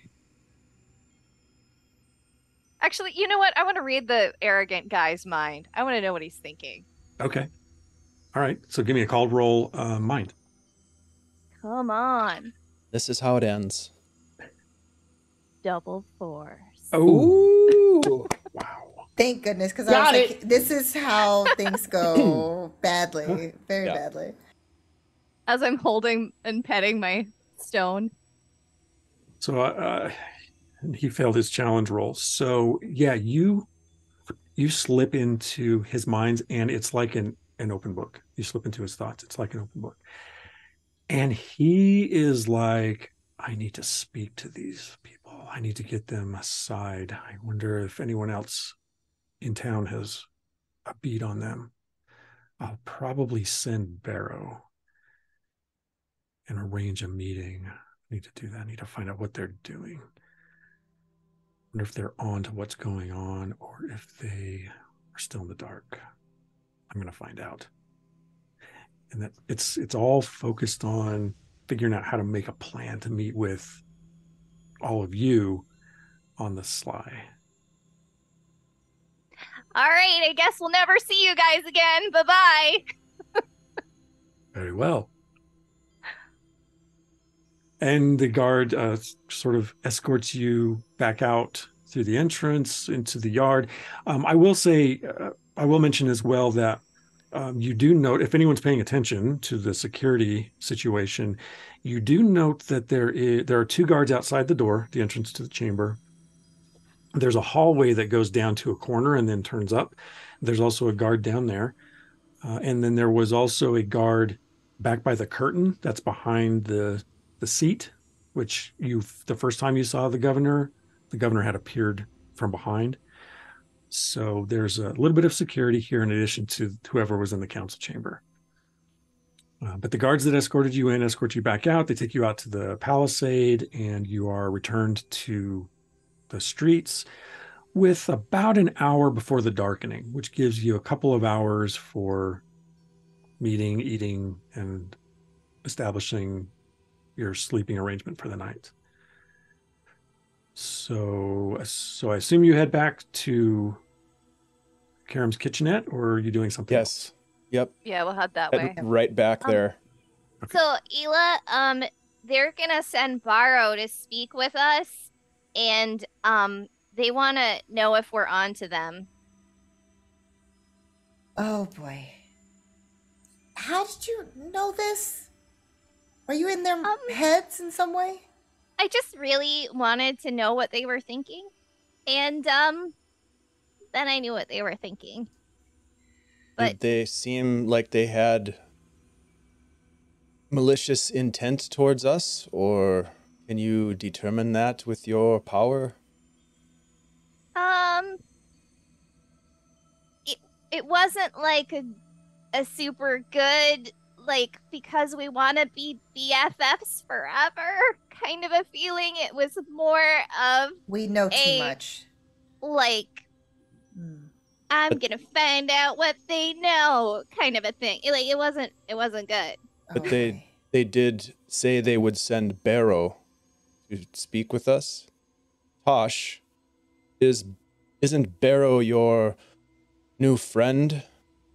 Yes. Perhaps this bodes well for the party.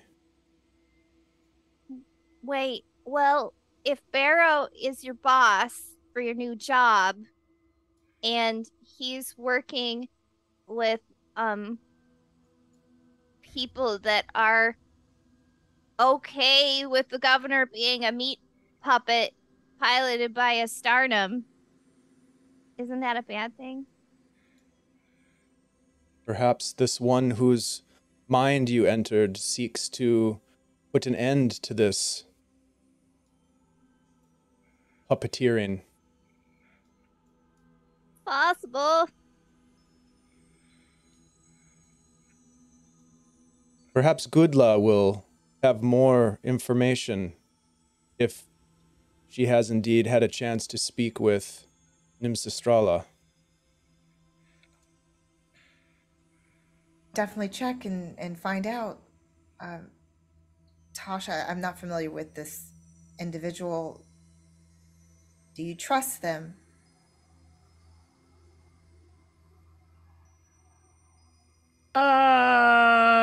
You just see the First Foundation going like this. All right. To Goodla. Let's go. They gave me the patch. Oh yeah, no. Oh my sweet Tosh. All right, let's go. He was like Tosh, kind of Preston, just. that's a good question. Hila's just like sweating in her brow. She's not liking any of this. But she's preparing her mind for what's to come. Why would someone lie? That doesn't make any sense. Yeah, I guess I trust them, yeah. Okay. All right. So, all right. So then you move back to where First Foundation leads you to where Goodlust said, "Please meet me there."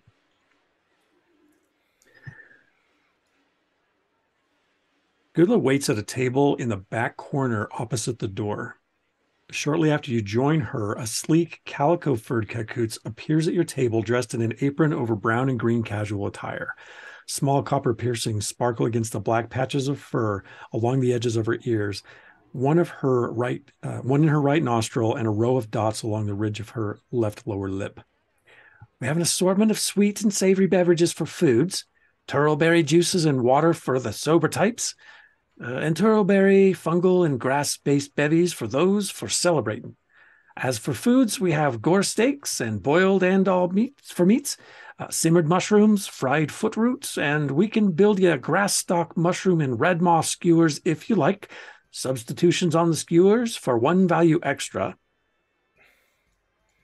No, And thank Goodless you. I says, just had pie. Goodless says, whatever you want, I got it. Oh. Oh, then I'm very hungry. One of everything? One of everything. One of everything coming up. And she And then she, like, Ela's definitely gonna, like, wink at her cousin because she did this on purpose. after taking your order, she winks at First Foundation and flashes a charming smile at the table before slipping away to place the order. And then Goodless says, we'll wait here, catch our breath a minute and talk things through some more. And as you get settled in, it's you take in your surroundings, and there are numerous people here who are dining. And again, it's open air, but as you know, the weather in Nuovarden is infrequently troublesome. In fact, today, just double checking, it's just another day in San Diego, as I always say. And so you just take a load off, reset yourself, and so Goodless starts in, all right, so how did it go? We're not dead. Ah, I got my rock back. wonderful, good. Oh, that's a good sign, You right? should probably share the other part of what you discovered, Ode, other than just your stone there. That's lovely. Oh, yeah. So one of the guys was like looking at me like, and so I wondered what was he thinking, and then I just knew what he was thinking, and he said he was going to send Barrow to speak with us, or I guess he thought he was going to send Barrow to speak with us, to find out if we're on to them. Who do you know who this Barrow is? Tosh, He's my new employer. Or Right. friend. Oh, the gang. Yeah, with the symbol. Like us. We're also a gang. The Kakoots woman comes back and distributes your food and your drink. And she says, one of everything. These over here are for celebrating, and these over here are for your sober types. Enjoy. And then she's gone, just like that. Ela's gonna definitely take one of the ones for celebrating and just down it because she's freaking out. Nice. Okay. Awesome. All right. Yeah, we'll check in on that in a minute and see how that goes for you. She doesn't mind you. She's not a drinker, so Okay. All right. We'll give that a minute to digest. For that matter, what's everyone else drinking? I think Goodla probably takes one of the ones for celebrating as well, but she doesn't shoot it. Whatever Ela took, Tosh is going to take. Okay. So sort of a savory fungal beer. I wasn't paying attention, so I'll just grab one of them. All right. Let's see what you got. Okay. You got one of the sweet turtleberry juices. Okay. First Foundation Whatever's will close. also go with the juice. Okay. Yep. All right. He, Two you of can us are see going to be useful. the writing on the wall is that First Foundation will be the sober cab for this crew. You won't be driving the vehicle, you'll be the vehicle. Right. You do have a thing for Tosh to sit on. This is true. Mm-hmm. As you eat and discuss, a hooded figure approaches your bench and sits down unbidden. Most of you recognize the face beneath the hood. It is the Selkie, from the governor's residence. And Nimstrasala says, Goodla, what news? Nimstrasala greets Goodla and eyes the rest of you warily, though they pause to gaze at Goodla and Ela as if acknowledging the resemblance. I have news indeed since we last spoke. And Nimstrasala starts talking about, again, pausing to look at you all. And Goodla's like, it's fine. I already told them. Nimstrasala says, with the poisonous weekends, some of us are concerned about what's going on with the governor. We have not been able to find out yet. And the problem is that we're being kept divided. So, I mean, that's the big thing for me. Cregan is not letting us in. And Goethe's like, Cregan on the council, Cregan heads the poison sweet hens. And then Sistar looks at you, the fellow in the blue, the Kekoots. That's Cregan. Cregan's my boss. Among the sweet hens, I also work for the governor. And again, Nimstrasal keeping the hood up and just like constantly looking over their shoulder, looking around. So the sweet hens are divided. And but we know something's up. I mean, the governor was down for a long time. And we didn't know what was going on. And then he came back. He's a little bit different, but I haven't been able to get behind it. And Vol is constantly watching over him. And Goodla's like, Vol is the nurse, the lamplack woman. And then that she's referring to the red-haired woman in the white gown. May I ask a question? Oh, of course. Is it always customary for that amount of incense to be burning at once? No, that's new. I had a feeling that it might be to mask another smell. Looking at him, and she's going to look at her cousin, he did not look normal. His eyes were glossed over.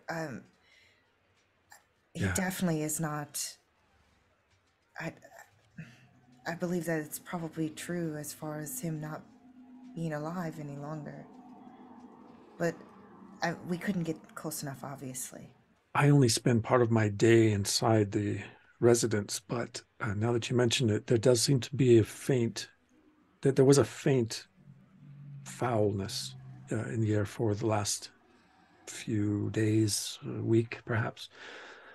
But it's become stronger, and the incense are new. Vol is seeing to that. Did you guys tell her? Like, I said nothing. A theory? Did we tell Vol our theory? No, Nimstrasala. Are you talking to Gudla or Nimstrasala? Well, I guess I'm talking to the Nalniks. Okay. And then I look at Nimstrasala. What theory? And I lean over to Ela. Am I allowed to say this? And then she looks at her cousin. Cousin? Yeah. Well, so this insightful group came up with some insight that maybe that the Starnum are involved. The disciplined might have something to do with what's going on. And Nimstrasala is like,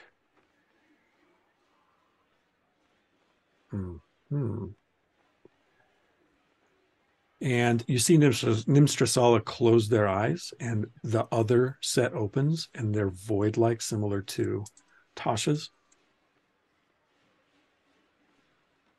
And then Nimstrasala seems to come back. The disciplined are active. Well, we can suspect that, but I believe the disciplined are active in this instance. Now I've seen this, now that you mention it, this activity. Now I know that there's something with the creatures that the governor has surrounded himself with, and this Sweehan and I believe the flicker bug from a few days ago are the same person. So I think your theory has some merit, which is a whole separate issue. Well, that's just one Starnum. The pet. Yes, right.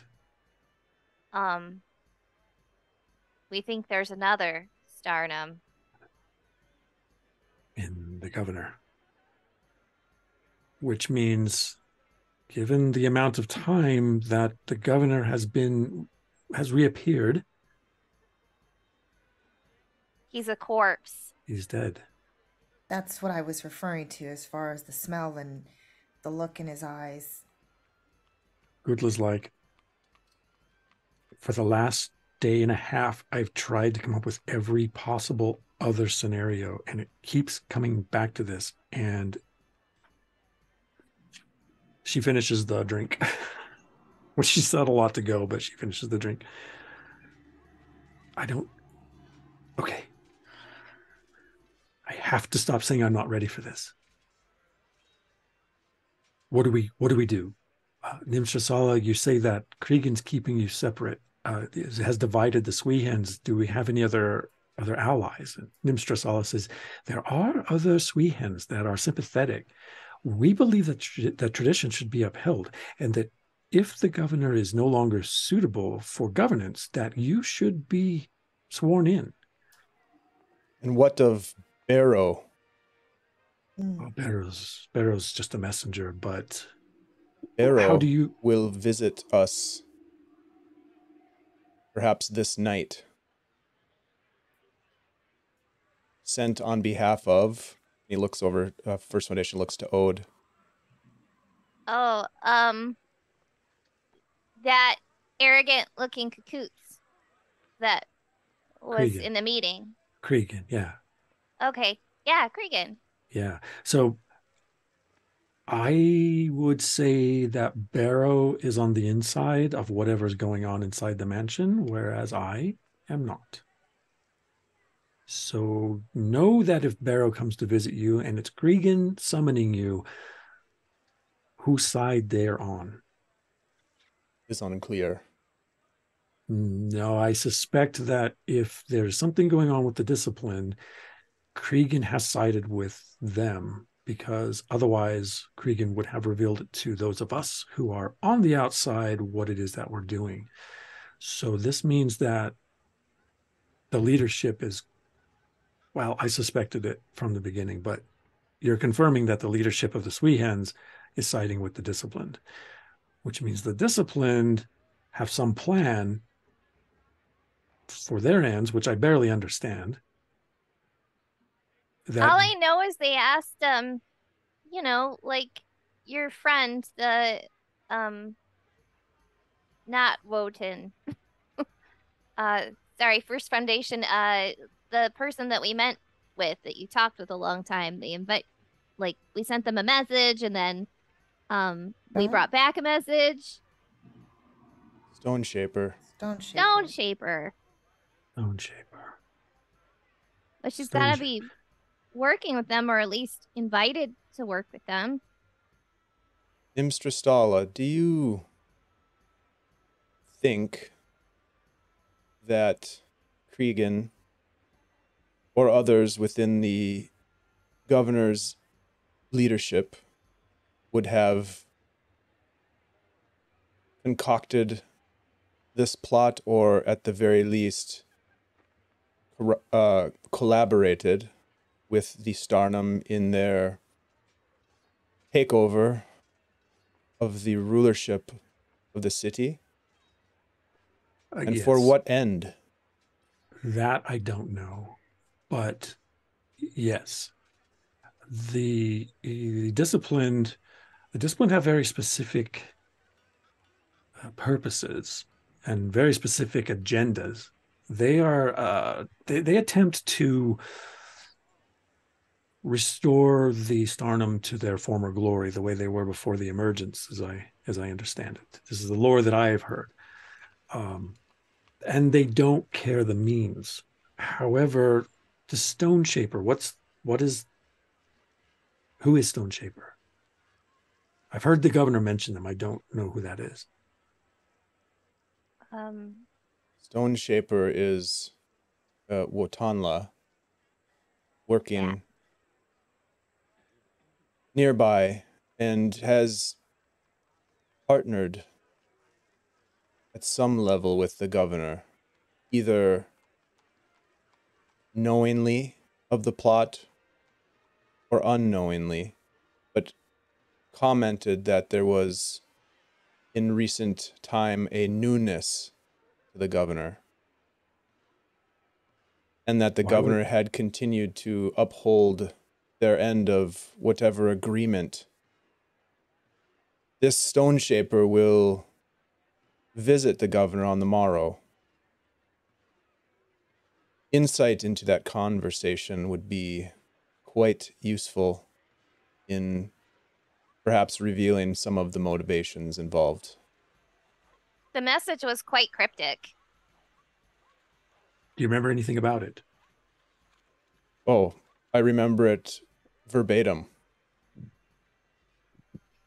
Although Dave cannot remember.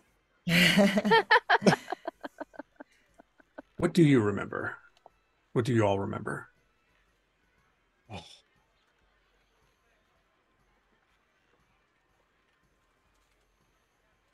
Or the gist of it. You don't have to remember the verbatim. It was hard to, I don't really remember. I thought it was something like, you can use these people like for whatever you need. Okay. And then they didn't.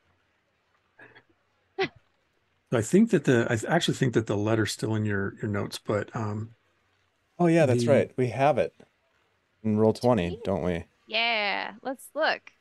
He said you can dance if you want to, and you can leave your friends behind. Yeah. Here it is. I could read it. Do not dance. Stone Shaper. Events continue to improve here, as I trust they do for you. The Reclaimers tell me your resource collection continues, which I trust serves your purpose as best I understand it. I would like to call on you to engage the next step in our agreement, given the timing of my improvements and the success reported on your behalf. I would like to begin construction at the earliest and have prepared resources for your people as previously discussed. We progress, my friend, and through our alliance may both yet fulfill the objectives of our intent. Yours in trust and governance from the seat of Akshalo.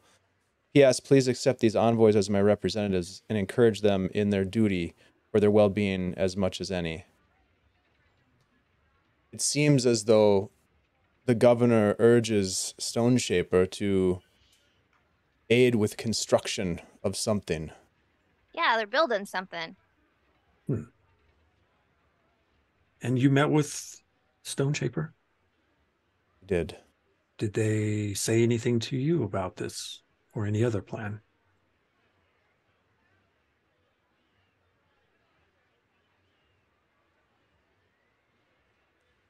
First Foundation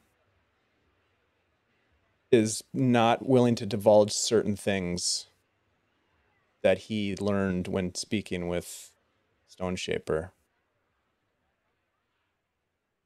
The compound where Stone Shaper and the other Wotan work is quite active. They believe that their purpose to the prophecy of our people continues. How that connects with this Starnum plot is unclear. Do you think that this is the purpose that was spoken about in the letter?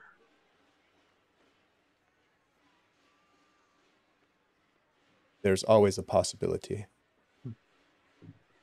So we need somehow a way to determine the true purpose and get that information from the inside. Is there anything that is allowed to go beyond just the carpeted area? I'm not allowed to go beyond. I could perhaps, though, delve a little bit further into what is being discussed, and I will definitely be an audience if this Stone Shaper, I assume, has a general audience with the governor. Now, if they meet in private... I do have an idea. Okay. What if I change my shape to a particular creature that might be able to get up close and personal? Like a bird? Yes and no. The creature, the pet, if I turned into the pet and switched, or at least maybe because the governor isn't himself, maybe he wouldn't know it's me. I don't know. Maybe that's just too risky.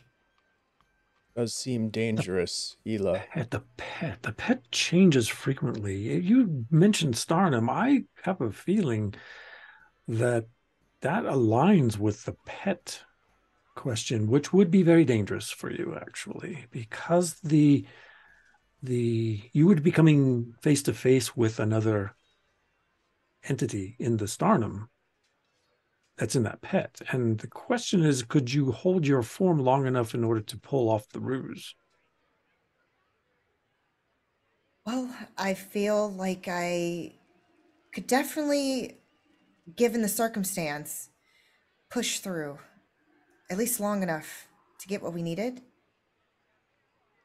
and then turn into a bird, fly away. Would there be a way for you to assume a form that could sneak in and simply be a creature in the corner? That could also work. It'd be a little bit less risky as well. So I guess in my other question would be, is there a creature that they wouldn't try to exterminate upon sight? Inside, animals inside can be a pest at best. However, what you don't know, Ela, but as you bring this up, some of the others at the table, remember that there were groups of animals in the council that were clustered together that were undoubtedly Starnum because they were just too eye contacty to be strictly animals. The danger would be how well could you fit in without then being addressed or whatever. So it would be an interesting kind of ruse. It would be interesting to see. You'd have to maintain your manifestation, right, as well. Right. I mean, I could disappear some walls and just walk in, but that would stand out for sure. A lot. I generally do that. I'm not good at subtlety. Good luck. It bears mentioning that while the governor is the current host for the Starnum, the expiration date on the corpse continues to approach. When the new ruler ascends to the throne, that puts you at grave risk if we are unable to flesh out the conspirators. Yeah. And I think that there was mention of trying to bring you to his home and there being a reunion of sorts and catching up, but I fear that there's an ulterior motive to that as well, just like First Foundation is mentioning. It would be hard to trust a singular meeting. On the other hand, the reclaimers would know immediately if something happened to me. It would be awkward. I think we need more information, honestly. Is there an Nimstrasali? You could begin some of that. But perhaps I don't know. I need to hold back. I can't be caught in the wrong place. there's always plan B. Does that include another wall being broken or you slipping through, turning it to water, to snow, or anything like that? It doesn't have to. I was just saying that, if you could get some of that, the magical prison bar stuff, and you just put it in your pockets when you would go to the, the meeting with the governor, he probably wouldn't be able to hold on to that body. And he would collapse, maybe? Do we know if that's how this thing works? Yeah. Like, given knowledge of whatever this material is, would just having it in the presence, would just having that presence there do have that effect, or would they have to be encased in it like we were? It would have to be manufactured in some way that achieved what you're trying to do, because just the element itself would inhibit all of you. Kind of like uranium, for example. Just being in its presence, like within a certain number of feet of this stuff?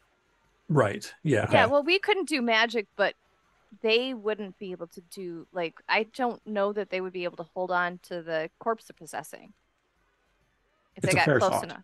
Yeah.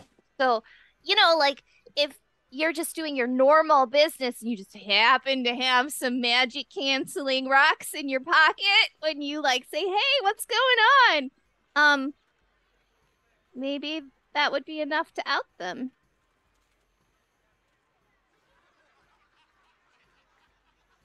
I can think up a plan C. Goodla says, you might actually be able to find that, I suppose. It may be a little expensive. I don't really know. I don't even know what it's called. But it's a thought. Yeah. It also, I don't want to suggest anything. I'm all ears. I told you on the road, you're my advisors. Nimstrasal is already on the inside a bit. We also may be able, if we could get to Vol. And Nimstrasal says, Vol is very committed to the governor. I suspect she must know what's going on, and therefore is assumed to be sympathetic as well. We don't have a lot of allies inside.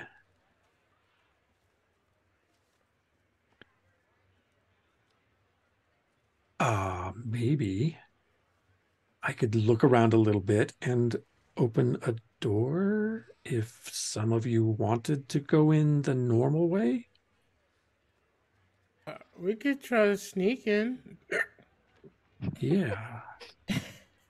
It must be that pie from earlier.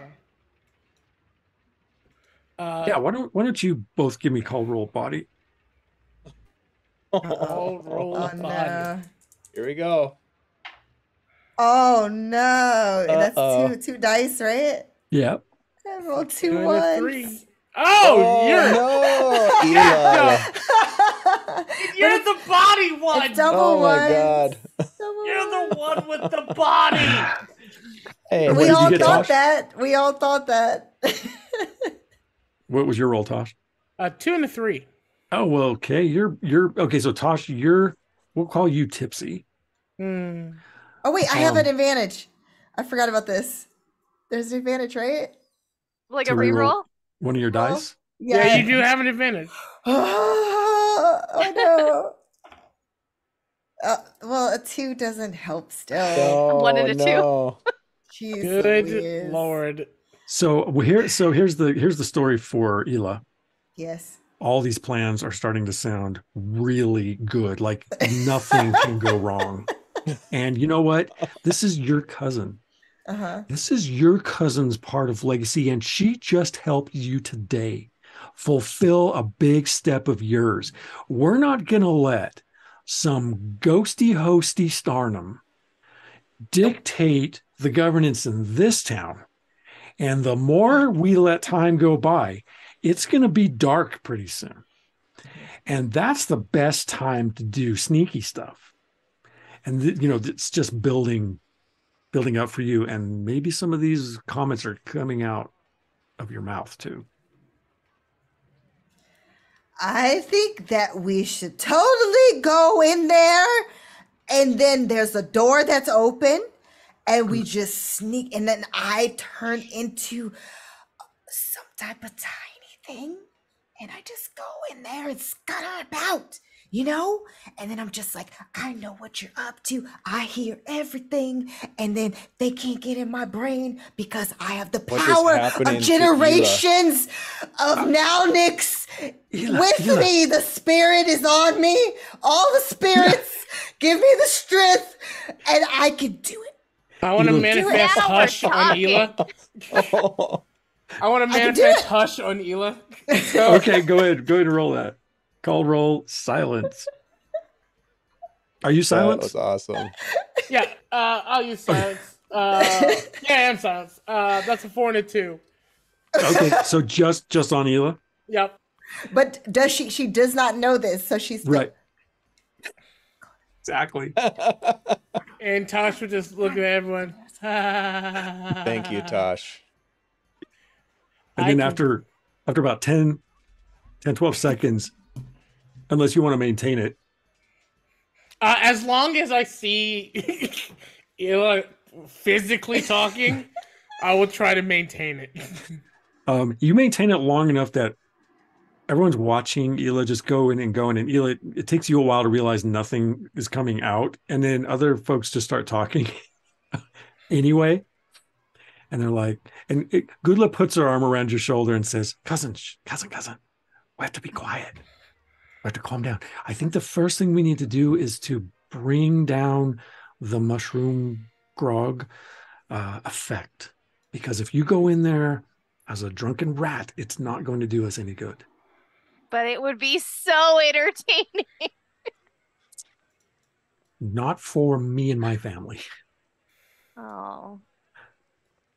There's a lot of rules here. The sound returns, and First Foundation's head just spins around in a 360-degree circle, and I'm taking a look to see, did anybody take special note of what was happening at our table?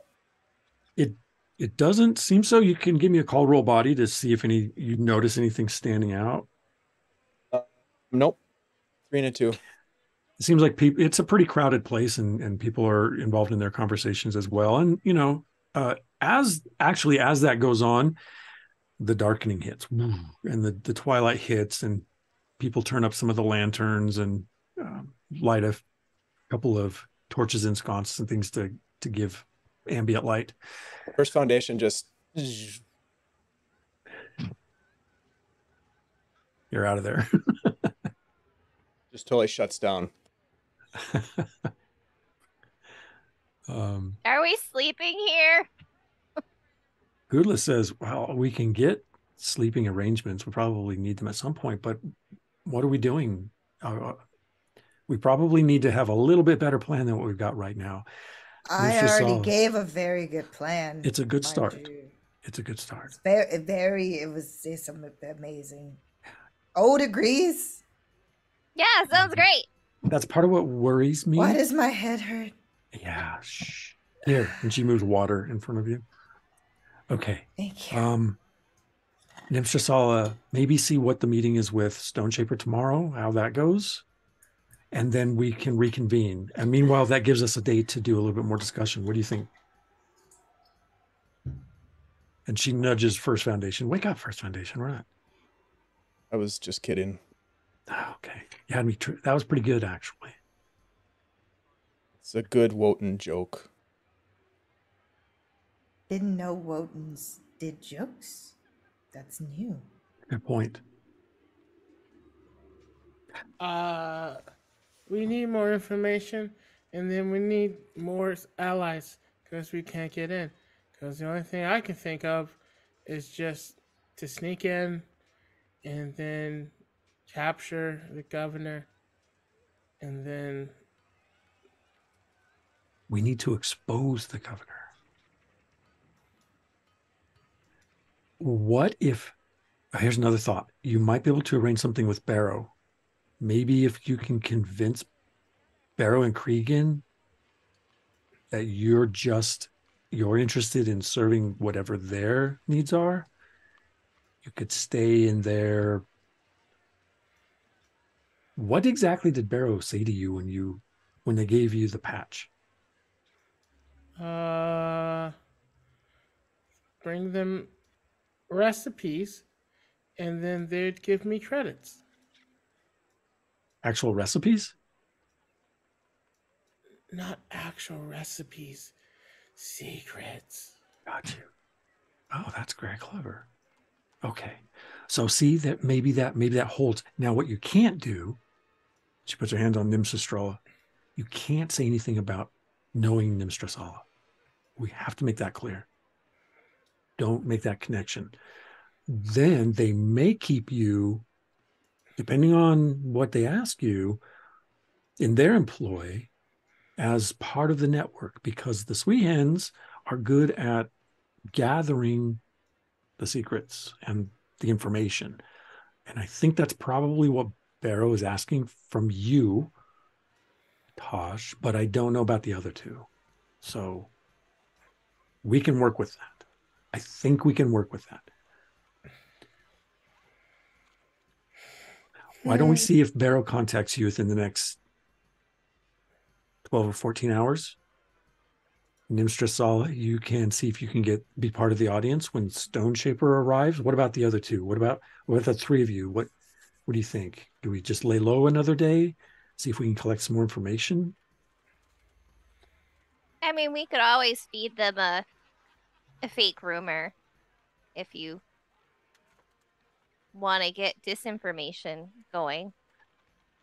Okay, we can talk about that too. Do you have one in mind? Nope. Okay, so that's a start. That gives us some time. First Foundation, you mentioned something about having met with Stone Shaper. Is there anything else with regard to Stone Shaper that sheds light on how we might approach this? Stone Shaper serves a singular purpose. As I think more on this, somehow the governor has aligned with that purpose. Does it make sense to you what you know of the purpose, that the governor would have interest in it, or the disciplined? To me, this does not connect, but this one could think on it more. What would a Wotana want that a Starnum wants?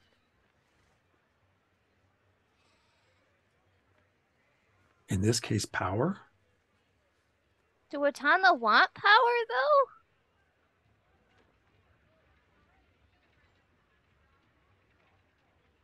I do not believe Stone Shaper seeks power of this type. Support. To bring Political everything support. down, like crashing down, just destroy everything They're and good. rebuild. Good, Wait, Hila. Yeah. is the tower done? Like, you're always talking about making it and breaking it. Is it? It's not. The tower is being built. Okay, so it's. I mean, it's been being built for like 100 years. But so like that's kind of the same. But if they needed to break it, maybe. That's what I was saying. Mm-hmm. Why is everyone yelling? Here, have some more water. Okay. Yes, that's thank you. Okay. I think you're onto something. I think that may be where they combine if they want to for some reason bring things down. That's not good. What would that benefit the Starnum? To tear down. They seek to ascend. Well, if they want to get rid of escape. what is here in order to rebuild their beings, their purpose. Because currently this society conflicts with what they want. Perhaps the prophecy of the Wotan has a deeper connection to that of the Starnum. Gudla says, Tosh, I'm worried now about you, if it is in fact the discipline that we are dealing with, because the disciplined are known to capture your people and force them to open gateways. They may be targeting you specifically. You may be in danger.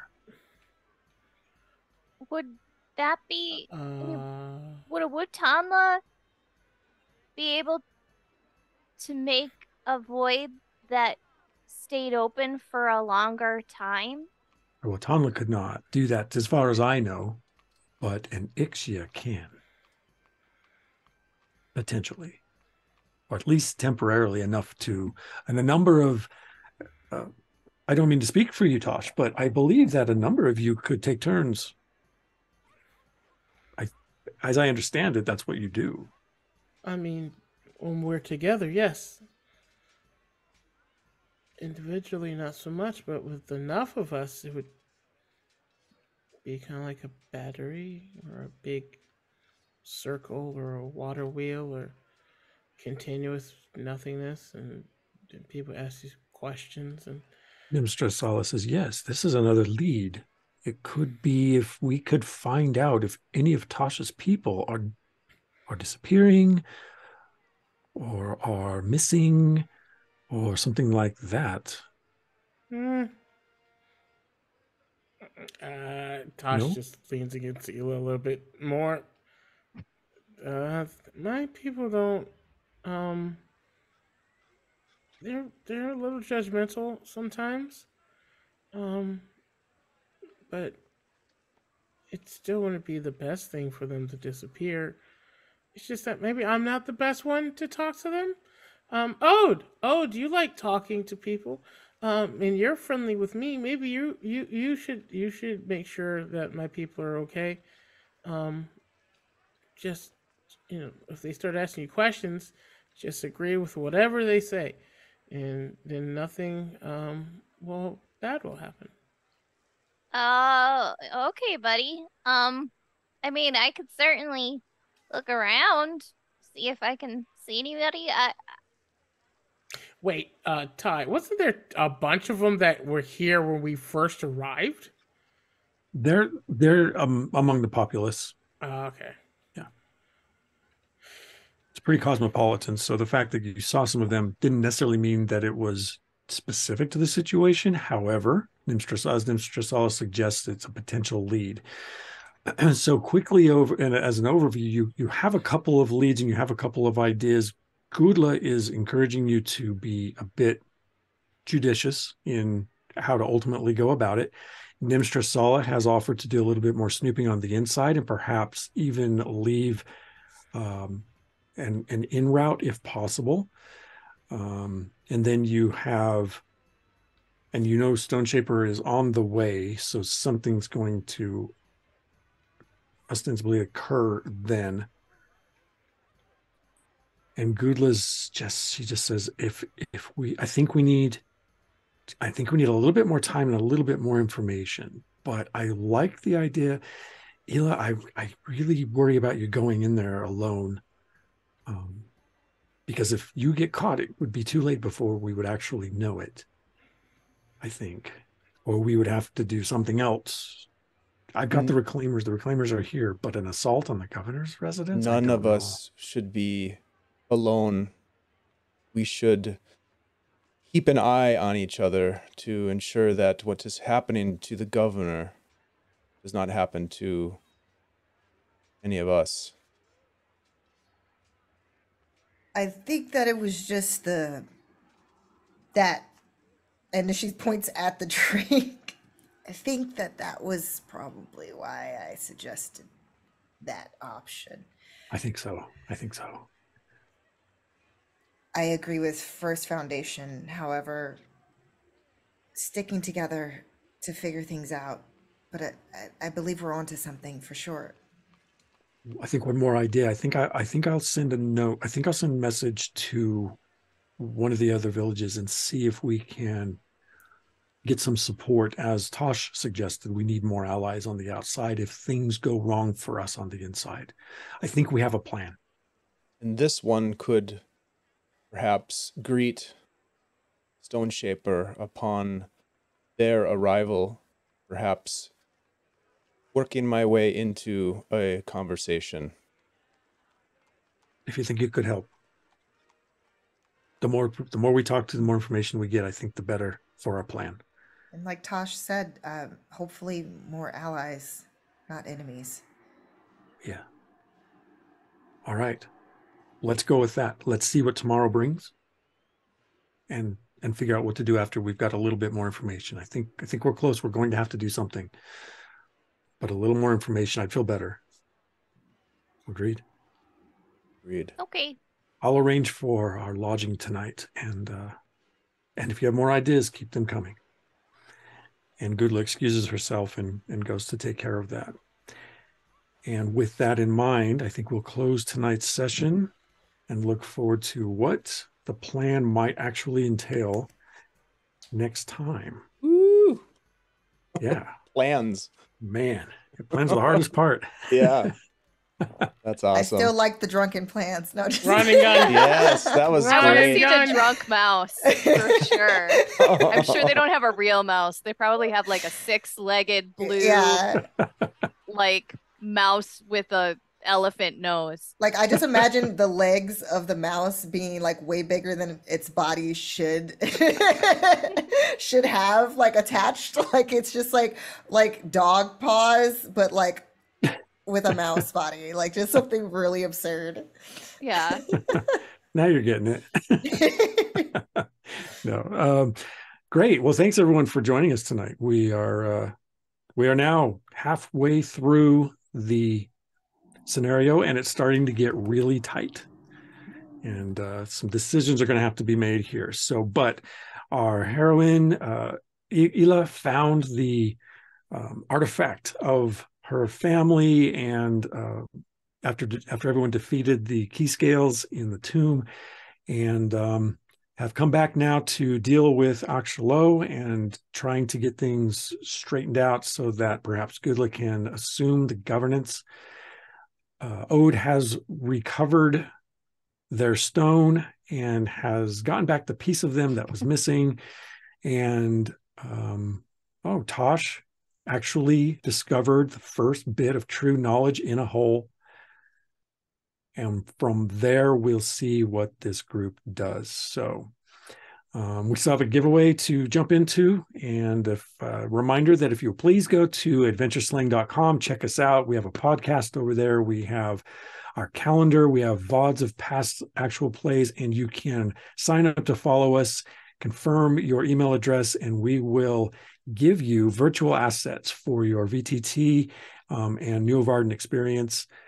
Let's see. Let's go with our outros, I think. Lamar, would you please tell us where to find you and what you're up to? Coming to board to lots, lasses, both and neither. My name is Lamar the Con Guy. That's L-E-M-A-R, the Con Guy. You can find me on all social medias as Lamar the Con Guy, or go to my website, lamartheconguy.com.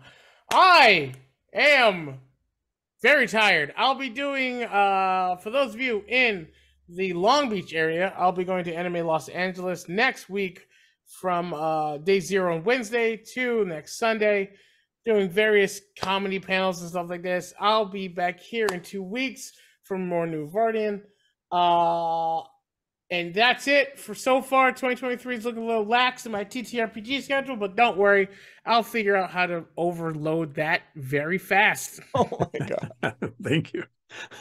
Utahime. Yeah, he's not lying about that last part. Hi, guys. I'm Utahime. You can find me on the socials at UTAHIME, Utahime Cosplay, pretty much everywhere, including Hive and TikTok. But it is different on Twitter. If you still are on the Twitterverse, it is at Brianna DeCosta on there. I'm community manager for an amazing community, the Initiative Order.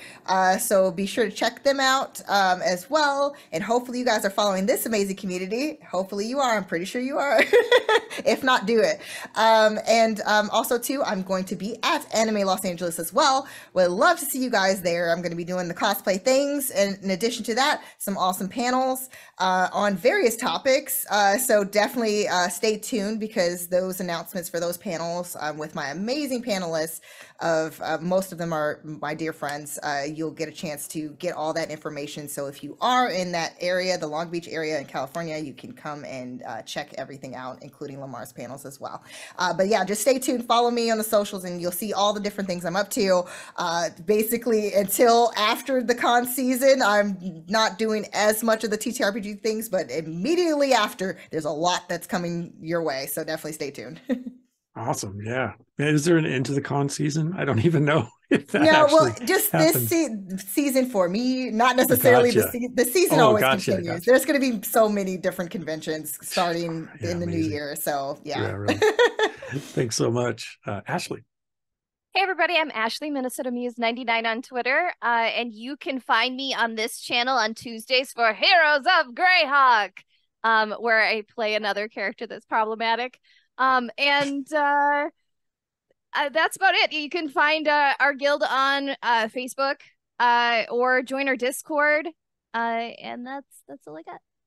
Perfect. Very nice. I am DungeonMisterTy, the creator of Nuovarden and CEO of Adventure Slang Productions. We have lots of stuff coming up, going on. We are madly developing and putting the final touches on Nuovarden. We are hoping to have that come out at next year. We'll just say that for now, but you can follow for updates and everything that's going on there. We do make our appearances on social media. My daughter Erin also does a lot of appearances on another channel, Fresh Out the Box, on the regular, as well as other areas on the internet where we both pop up. Also, we will be at DundraCon in Santa Clara in February 17th through the 20th. So if you want to stop by there, if you happen to be in the Bay Area, come on by and say hello to us there, play at our table. That's the place to sign up for that. And otherwise, that starts our convention circuit, which hopefully takes us at least into Gen Con. And if not beyond, we'll see how that goes. But from there, Dave, I will turn it over to you. I guess we should say that we will be off air next week. So we'll have a little break there and then pick up again after that. So please take it away. Yes, thank you, Ty. Thank you so much for bringing this game to life and bringing it to the channel, and Utahime, Lamar, and Ashley for jumping in and playing. This has been super fun. These characters are so goofy and fun. I'm really enjoying the role play and the intrigue and discovery. My name's Dave. I play games, produce games, and run games here on Guild Superior with a bunch of my buddies. We all connect on our Discord channel. If you're interested in sort of hanging out and getting to know us, I totally recommend that you come over to our Discord. We've got some active casting calls out for a Mothership RPG sci-fi horror game that's coming up.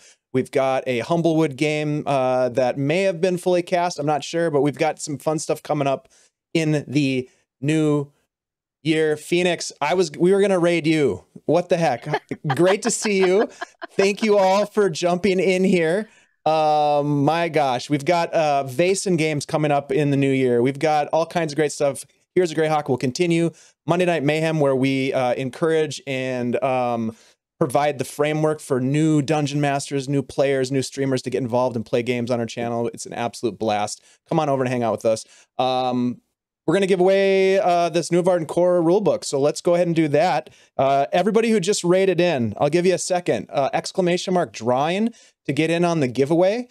This is the digital copy of the Nuovarden core rule set that will be going to the lucky winner tonight. So get in on that action. And I am going to be now searching for a new raid target. Phoenix, thanks for being here. We do appreciate that. All right, here we go. We're going to give this thing away. Is everybody in? Is everybody in? Doc Shoulders in. Anyone else want to get in on this? Here we go. 3, 2, 1. Vancouver by Night has won the giveaway. Vancouver by Night, I'll reach out to you via DM and get you get your information to Ty. So congratulations. Thank you all for being here. Again, Ty, thank you for bringing this here. We're going to raid into Dork Tales. Phoenix, you ended too early. We were coming your way. Oh my gosh. Thank you, everybody. We'll see you. We're going to take a break next week on Wednesday, but we'll be here on Tuesday next week for Here's a Greyhawk. So come on back. In the new year. Woo. Oh my gosh. Yeah, that's right. It's going to be 2023.